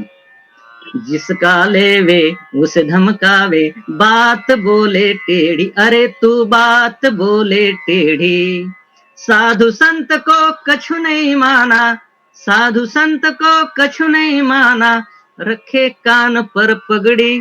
साधू संतांनी जे काय सांगितलं, अरे बाबा हे असं करू नको, ज्याच्याकडून आणलं त्याला तू वेळेवर परत दे, ते आपलं कर्तव्य आहे, पण ते ऐकायचं नाही. साधु संत को कछु नहीं माना, रखे कान पर पगड़ी. दुनिया उल्टी झूठी, दुनिया उल्टी है झूठी. आता यांनी देवांना पण सोडलं नाही. आपला हा मानव जो आहे यांनी देवांना पण सोडलं नाही. कहत कबीरा सुनो भाई साधो, दुनिया भई दीवानी रे, दुनिया भई दीवानी. कहत कबीरा सुनो भाई साधो, दुनिया भई दीवानी रे, दुनिया भई दीवानी. जग कसं आहे बघा. कहत कबीरा सुनो भाई साधो, दुनिया भई दीवानी. त्याच्या अगोदरच एक अतिशय छान कडवं आहे बघा, ते पैशाशी संबंधित आहे. कवडी कवडी माया जोडी, लाख करोडो मोती. जीवनभर आपण इतकी धावपळ करून हे मिळव ते मिळव, इकडून मिळव तिकडून मिळव, सगळं मिळवत असो. कवडी कवडी माया जोडी, लाख करोडो मोती. पण हे सगळं करत असताना आपल्याला ह्या सगळ्या गोष्टींचा उपयोग कुठपर्यंत आहे हे माणूस विसरून गेला, आणि शेवटच्या श्वासापर्यंत तो फक्त मिळवतच गेला, आणि त्याचा उपभोग कधी घ्यायचा आहे त्याला समजलंच नाही. कवडी कवडी माया जोडी, लाख करोडो मोती. चिठ्ठी आई जब यमजी की. आता ज्या वेळेला निरोप येतो त्यावेळेला काय परिस्थिती आहे. बंगला जागेवर, गाडी जागेवर, बँक बॅलन्स तिथेच, जिथे ठेवलं असेल सगळं तिथेच. चिठ्ठी आई जब यमजी की, हे सुद्धा बरोबर जात नाही. खोल गया लंगोटी, दुनिया उल्टी झूठी, दुनिया उल्टी है झूठी. हो दुनिया उलटी झूठी, दुनिया उलटी है झूठी. आणि शेवटच्या कडव्यात कबीरदास म्हणतात, येस. कहत कबीरा सुनो भाई साधो दुनिया भई दीवानी रे, दुनिया भई दीवानी. मग आपण बघतो, एकदा एका देवाची पूजा करायला सुरुवात केली की 1 वर्ष, 2 वर्ष, 3 वर्ष, मग काही घरामध्ये खटपटी व्हायला लागल्या, भांडण तंटे व्हायला लागले हा हा. की लगेच मग माणूस डळमळीत होतो. अरे या महादेवाचं काही खरं दिसत नाही, आपण देव बदलला पाहिजे. मग दुसरीकडे कहत कबीरा सुनो है साधो दुनिया भई दीवानी रे, दुनिया भई दीवानी. देव बदलणारे लोक आहेत की नाही? शेवटपर्यंत समजत नाही आपण नेमकं कोणाचं ऐकावं. हा. महादेवाची पूजा करावी, ज्ञानदेवांची पूजा करावी, सरस्वतीची करावी, दुर्गा मातेची करावी, काही समजत नाही. फक्त बदलत राहणे. घरात काही बिनसलं, देव बदललाच समजायचा. कहत कबीरा सुनो भाई साधो दुनिया भई दीवानी रे, दुनिया भई दीवानी. महादेव को छोड़ दिया. महादेवाची पूजा करून काही साध्य झालं नाही. महादेव को छोड़ दिया और पूजवा जाय भवानी. आले भवानीकडे. महादेव को छोड़ दिया और पूजवा जाय भवानी. दुनिया उलटी झूठी, दुनिया उलटी है झूठी. वा वा. असं हे संत साहित्य आहे आणि त्याला संगीताची जोड दिल्यानंतर म्हणजे लोक तल्लीन होऊन जातात. आता माझ्या माहितीप्रमाणे तुम्हाला सुद्धा अशी उत्सुकता लागली असेल येस. की पुढच्या कडव्यात काय सांगितलं आहे संतांनी, याच्या पुढचं कडवं काय. असे खूप मोठमोठाली भजनं आहेत आणि त्या सगळ्या मी जी भजनं गातो त्याचं एकदम असे मी निवड करतो की मी गात असतानाच त्याचा अर्थ लोकांना कळेल. वा वा मी पहिलं प्रेफरन्स त्याला देतो की मला कमी बोलायची गरज पडेल वा. आणि त्याचा इतका चांगला परिणाम होत असतो की मी गात असतानाच लोकांना एकतर शब्दांचा पण आनंद मिळतो, चालींचा पण आनंद मिळतो. तर ह्या सगळ्या ज्या चाली आहेत, तुम्हाला आश्चर्य वाटेल, ते माझे गुरुजी आहेत आनंदराव आढाव कोपरगावचे, त्यांच्या ह्या चाली आहेत. आणि त्याच्यानंतरच्या प्रवासामध्ये मला खूप मोठमोठ्या सद्गुरूंचं सानिध्य लाभलं. त्याच्यामध्ये लातूरचे जे आहे स्वामी रामानंद तीर्थ मराठवाडा विद्यापीठाचे संगीत प्रमुख डॉक्टर राम बोरगावकर, आंतरराष्ट्रीय कीर्तीचे तबला वादक आहेत. वा. तर त्यांच्याकडे मी MA संगीत करायचा योग आला आणि मला त्याच्यामध्ये सुवर्ण पदक प्राप्त झालेलं आहे. आणि राम सरांच्या पर्यंत ज्यांनी मला पोहोचवलं ते आमचे औरंगाबादचे डोळे सर आहेत, अनिल डोळे. वा. त्यांचंही तबल्यामध्ये खूप मोठं नाव आहे.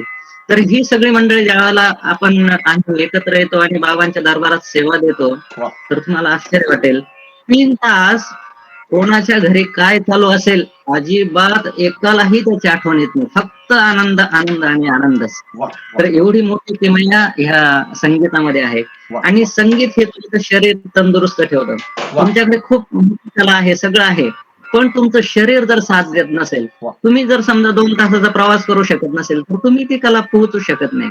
Yes. मग आहे की नाही संगीत आणि योगा जोडलेले. वा. योगा करा, शरीर तंदुरुस्त ठेवा. शरीर तंदुरुस्त ठेवा, कार्यक्रमासाठी प्रवास करा, वा. अनेक ठिकाणी कार्यक्रम सादर करा, लोकांना आनंद द्या, वा. तुम्ही आनंद घ्या वा. आणि आनंदी आनंद जग बनवा. असं मला वाटतं. वा वा वा. अत्यंत सुंदर असं विश्लेषण या प्रश्नाचं माननीय साहेबांनी केलंय, पिंगळे साहेबांनी. त्यांनी आपल्याला सुंदर कबीराचे दोहे किंवा तुकाराम महाराज, नामदेव महाराज यांची देखील सुंदर रचना त्यांनी आपल्याला ऐकवल्या. आणि खरोखर ही परभणी हा व्हिडिओ जे लोक पाहणार आहेत, आपला व्हिडिओ साधारणतः 8-9 हजार व्हॉट्सअप ग्रुपमध्ये जाणार आहे. त्यामुळे रवींद्रजी पिंगळे ऑलरेडी आधीची बातमी पण आपली एवढ्या ग्रुपमध्ये गेलेली आहे आणि आयोनाच्या माध्यमातून राष्ट्रीय आंतरराष्ट्रीय पातळीवर आपण एवढी मोठी आंतरराष्ट्रीय योग परिषद घेत आहे. आणि त्याच्यात आज आपण संगीत साधनेतून योगा आणि योगातून संगीत साधना या विषयावर रवींद्रजी पिंगळे साहेब यांचं मोलाचं मार्गदर्शन आपण या ठिकाणी ऐकलं. मी पिंगळे साहेब यांना विनंती करतो, एक समारोपाचा शुभेच्छा संदेश आपण या ठिकाणी द्यावा. योग आणि संगीत, योग साधक आणि संगीत साधक, जो योग करतो त्याच्या मनामध्ये संगीत असतं, ते श्वासाचं असतं. मग तो प्राणायाम करू द्या, श्वसन करू द्या. आणि जो संगीत करतो, संगीताची साधना करतो, संगीत साधक, त्याच्यामध्ये सुद्धा एकाग्रतेचा योग असतो. म्हणजे अशा या एकाच नाण्याच्या 2 बाजू माननीय पिंगळे साहेब यांनी आपल्या सुंदरशा विवेचनातून या मुलाखतीतून आपल्यासमोर प्रस्तुत केल्या आहेत. योग साधकांना, संगीत साधकांना आपण या योग दिनाच्या आदरणीय पिंगळे साहेब काय शुभेच्छा द्याल?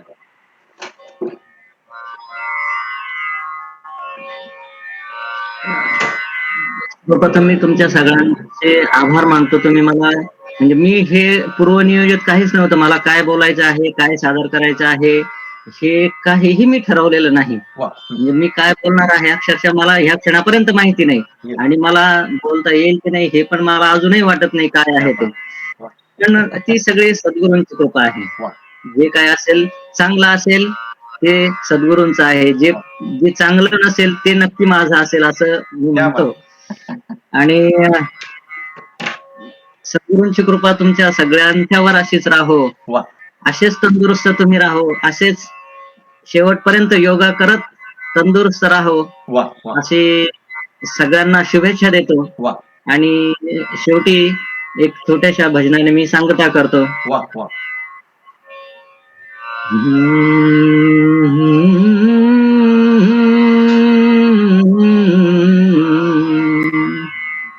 तुम्ही बासरी वाजवता असं तुम्ही बोलताना बोलले बरोबर. येस आज त्यांना पण थोडी वाजवायला लावू बासरी आपण. हा? त्यांना पण थोडी बासरी वाजवा. मग तुम्ही बासरी घ्यायला हवी होती. हे चिदान दे गा देवा. वा देवाकडे हेच मागणं आहे आपलं. बाकी काही नाही पाहिजे. वा तुझा विसर न व्हावा. वा तुझं स्मरण मला कायम होऊ दे. वा बस एवढंच दे. बाकी सगळ्या गोष्टी आपोआप मिळत राहतील. वा तुमचं शरीर सुचाल करणार आहे. इकडे जाणार तिकडे जाणार. 2 पैसे मिळवणार 2 पैसे खर्च करणार हे होत राहणार. Yes. पण हे सगळं करत असताना ज्याच्या कृपेमुळे हे सगळं शक्य होतं त्याचं विस्मरण कसं होऊ नये वा वा एवढंच मला दान दे असं आपण संतांचे दान मागतो. वा हे दान दे गा देवा. तुझा विसरण भावा. तुझा विसरण भावा. तुझा विसरण व्हावा. जी साहेब हा मी ज्यावेळेला ही सांगता करणार आहे सांगतेसाठी शास्त्रीय संगीतामध्ये राग भैरवीची निवड केली जाते. येस राग भैरवीने सांगता होती म्हणून अदरवाईज तुम्ही म्हणाल की संगीताबद्दल तुम्ही काहीच सांगितलं नाही. अतिशय अतिशय भक्ती संगीतासाठी चांगला असलेला हा राग आहे. आणि विनंतीसाठी तर अतिशय म्हणजे डोळ्यातून अश्रू आणणारा असा हा राग आहे.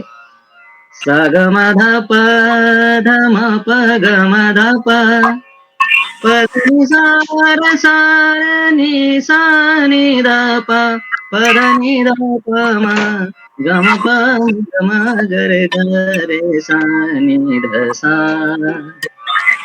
ग रे ग सा रे नि सा ध नि सा ग म ध नि ध सा रे सा नि ध सा. तुझा विसरण भावा.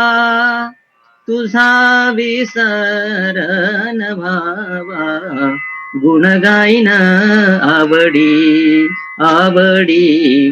गुण गाईन आवडी आवडी. गुण गाईन आवडी. गुण गाईन आवडी हेची माझी सर्व जोडी. गुण गाईन आवडी हेची माझी सर्व जोडी. गुण गाईन आवडी हेची माझी सर्व जोडी. गुण गाईन आवडी आवडी. गुण गाईन आवडी. न लगे मुक्ती धन आणि संपदा. लक्षात येत आहे ना. भजन गातानाच अशी निवड असेल की गातानाच ते समजतं आपल्याला काय नकोय हे. न लगे मुक्ती काय नको. धन संपदा मग काय पाहिजे. संत संग देई सदा. संत संग देई सदा. संत संग देई सदा. संत संग देई सदा. गुण गाईन आवडी आवडी. गुण गाईन आवडी आवडी. गुण गाईन आवडी.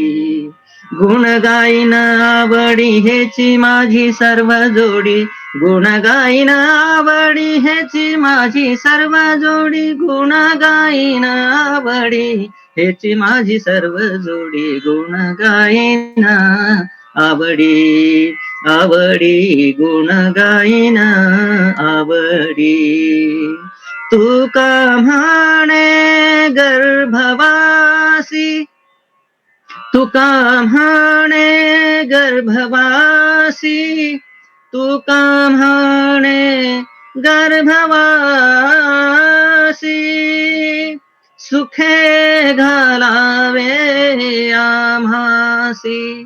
संतांच्याकडे मागणी काय आहे बघा. जसं त्या गर्भाची वाढ होत असताना त्याला काहीही त्रास नाही, जो काही त्रास आहे तो त्याच्या मातेला आहे. क्या बात. आणि मला तू कसं ठेव, तू का म्हणे गर्भवासी, सुखे घालावे आम्हासी, सुखे घालावे आम्हासी, सुखे घालावे आम्हासी, सुखे घालावे, सुखे घालावे आम्हासी,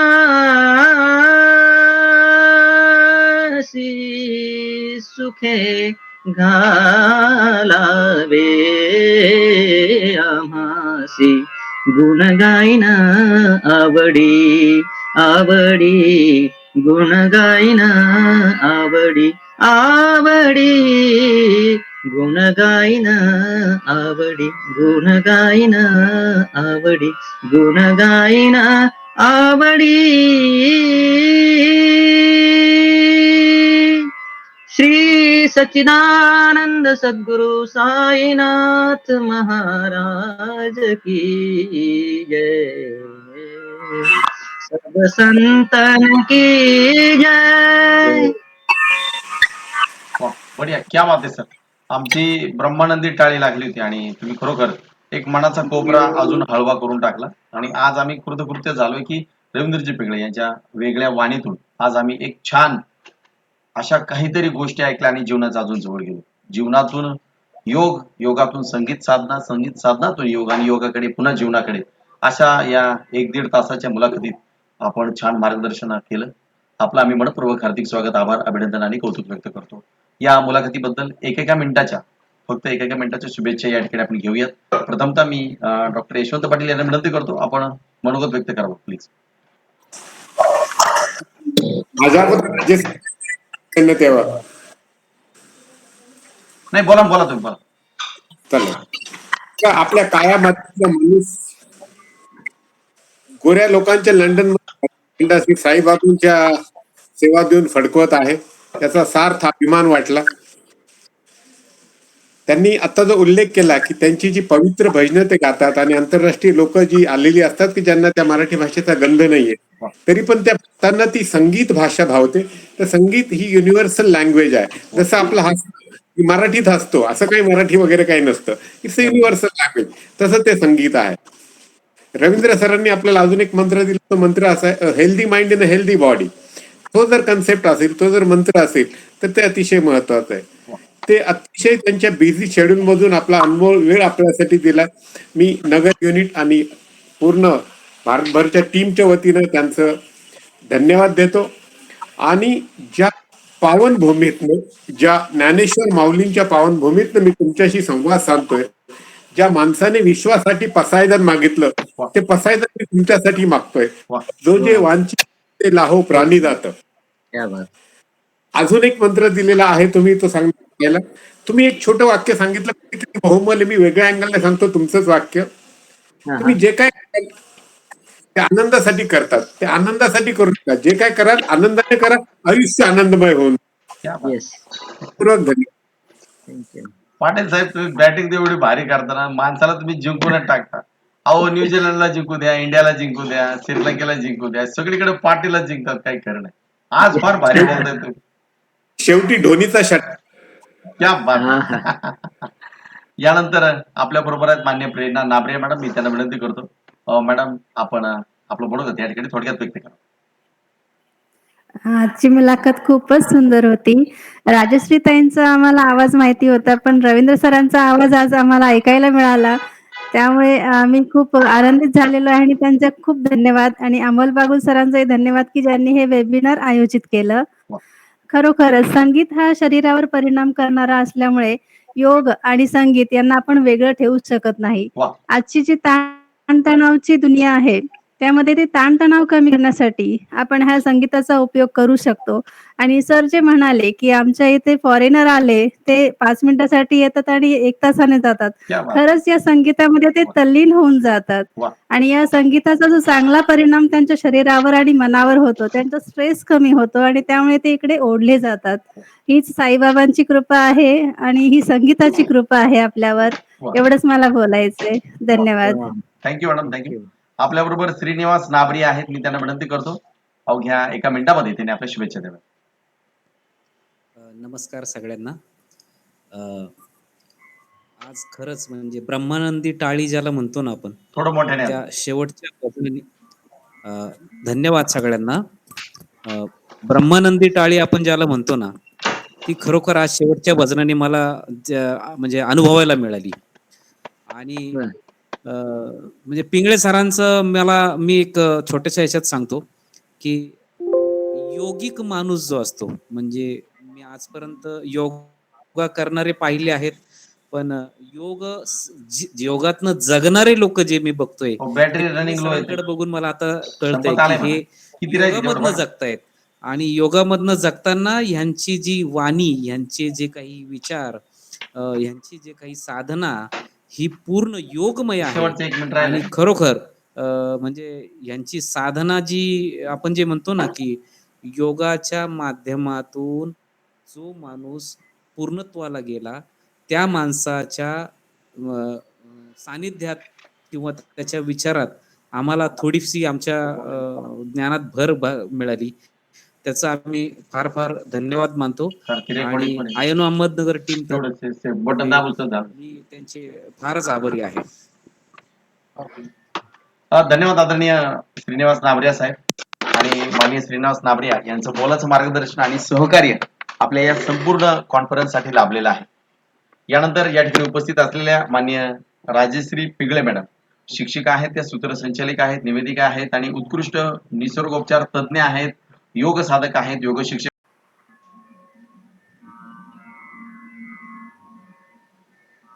पिगळे साहेबांची इथलं ते तंबोरा चालू आहे आणि कानाला एक इकडे अनुभूती या ठिकाणी मिळते. असं कधीतरी ऐकलं की आणि ह्या सगळ्या गोष्टींसाठी ज्यावेळेला थोडीशी तबल्याची साथ मिळते, इतका आनंद मिळतो. वा. लिटरली माणूस विसरून जातो. वा. म्हणजे मी स्वतः तर विसरून जातो, बाकीच्यांचा तर प्रश्नच नाही. म्हणजे खूप आनंद, खूप आनंद. मॅडम होत आहेत का जॉईन? काय लक्षात येत नाही. आपण त्याचा सेपरेट व्हिडिओ टाकून दिला चालेल का? हो, चालतंय. नेहमी सर. तर काहीतरी टेक्निकल इश्यू. Yes yes. ठीक आहे. त्याचं बटन दाबताना ते लेफ्ट होऊन गेलं, चुकून ते बटन दाबलं गेलं असेल. या कार्यक्रमाच्या निमित्ताने आदरणीय रवींद्रजी पिंगळे साहेब इंग्लंड, लंडन या ठिकाणाहून त्यांनी आपल्याला सैर तिथली घडवली आणि तिथलं आध्यात्मिक, धार्मिक आणि सांगीतिक वातावरण त्यांनी आपल्या समोर पेश केलेलं आहे. यामुळे आयुष मंत्रालय, भारत सरकार आणि इंटरनॅशनल नॅचरोपॅथी ऑर्गनायझेशन यांच्या वतीने आदरणीय रवींद्रजी पिंगळे साहेब यांचं आम्ही मनपूर्वक हार्दिक स्वागत, आभार, अभिनंदन आणि कौतुक व्यक्त करतो. याही पुढे अनेक उपक्रमांमध्ये आपण बरोबर राहूया. तुम्ही आमच्या बरोबर राहा, आम्ही तुमच्या बरोबर राहतो आणि या माध्यमातून आपण ही ज्ञानाची, आरोग्याची गंगा पुढे नेऊया. आपल्या बरोबर जॉईन झालेले आहेत माननीय राजश्री पिंगळे मॅडम. मी त्यांना विनंती करतो अवघ्या 1 मिनिटामध्ये आपण आपलं मनोगत व्यक्त करावं. आदरणीय पिंगळे मॅडम. एका मिनिटाच्या आत मी संपवते की वा. बापरे, आम्हाला आमचे गुरुदेव दोघांना आहे ना पाहिलं की लक्ष्मीनारायण म्हणतात, क्या बात. पिंगळे गुरुजी वा. आणि ही. बढिया. तर तुम्ही आज आम्हाला खूप म्हणजे खूप मोठ्या ठिकाणी नेऊन पोचवलं आणि मला खूप आश्चर्य वाटलं की बापरे, एकदम मस्त. तर जरी आता माझे यजमान पिंगळे सर आहेत परदेशी, वा. जरी माझे यजमान श्रीयुत पिंगळे सर, आदरणीय पिंगळे सर आहेत परदेशी, पण योग साधनेचा हा खजिना स्वदेशी, वा. योग साधनेचा हा खजिना स्वदेशी. विनंती असेल त्यांनी पोचवावा प्रत्येक साई भक्ताशी वा विनंती असेल त्यांनी पोचवावा हा प्रत्येक साई भक्ताशी. वा आणि जरी तो भक्त असेल लंडन निवासी हे कार्य त्यांनी करावं. बस ह्याच माझ्या शुभेच्छा राहतील. वा आणि माझा काही रोलच नसायला हवा होता आज, पण तुम्ही मला ही संधी दिली. खूप खूप धन्यवाद. वा ओम साईराम. बढिया क्या बात आहे. मॅडम मला वाटलं का तुम्ही उखाणा घेता की काय म्हणून, आणि फार छान तुम्ही या ठिकाणी सादर केलं. आम्ही कोणी नाही होत, आपण सगळे मिळून एकत्र येऊन आपल्याच माणसांना पुढे आणण्याचा आणि त्यांना प्रेझेंट करण्याचा हा छोटा मोठा आपला उपक्रम आहे. आणि यामध्ये पिंगळे साहेब ही अशी व्यक्ती आहे, हे असं आस्मादिक, हे असं रसायन आहे की त्यांची ब्रह्मानंदी टाळी ऑलरेडी लागलेली आहे आणि अध्यात्मातून संगीत साधना आणि त्याच्यातून योग ह्या सगळ्या गोष्टीतून त्यांचं विश्वच वेगळं आहे. त्यांची विचार करण्याची पद्धत आणि अध्यात्माची एक वेगळी बैठक पिंगळे साहेबांची आहे. आणि सगळ्यात महत्वाचं काम काय आहे, तर जिथे आपली जागा नाहीये हे अध्यात्म फुलण्याची पुढे जाण्याची, अशा ठिकाणी जाऊन ते अध्यात्माचा प्रचार मोठ्या ताकदीने मोठ्या प्रमाणात करत आहेत. ही त्यांची महत्वाची गोष्ट आहे. त्या लोकांमध्ये गोडवा तयार करत आहेत, त्या लोकांमध्ये अध्यात्म तयार करत आहेत. ठीक आहे, त्यांना त्यांची संस्कृती परंपरा आहे, त्यांची बैठक असेलही, परंतु आपले साईबाबा त्या ठिकाणी नेऊन रुजवणे आणि ज्यांनी जग निर्माण केलं अशा सन्माननीय साईबाबांच्या वेगळ्या विचारांची पालखी वाहणारे आदरणीय पिंगळे साहेब हे वेगळे भुई आहेत आणि आपण सर्वजण या पालखीची भुई आहोत. आणि म्हणून पिंगळे साहेबांना ऐकताना, पिंगळे साहेबांचं संगीत ऐकताना, त्यांचे एकूण एक शब्द ऐकताना आम्ही सर्वजण या ठिकाणी तल्लीन होऊन गेलेलो आहोत.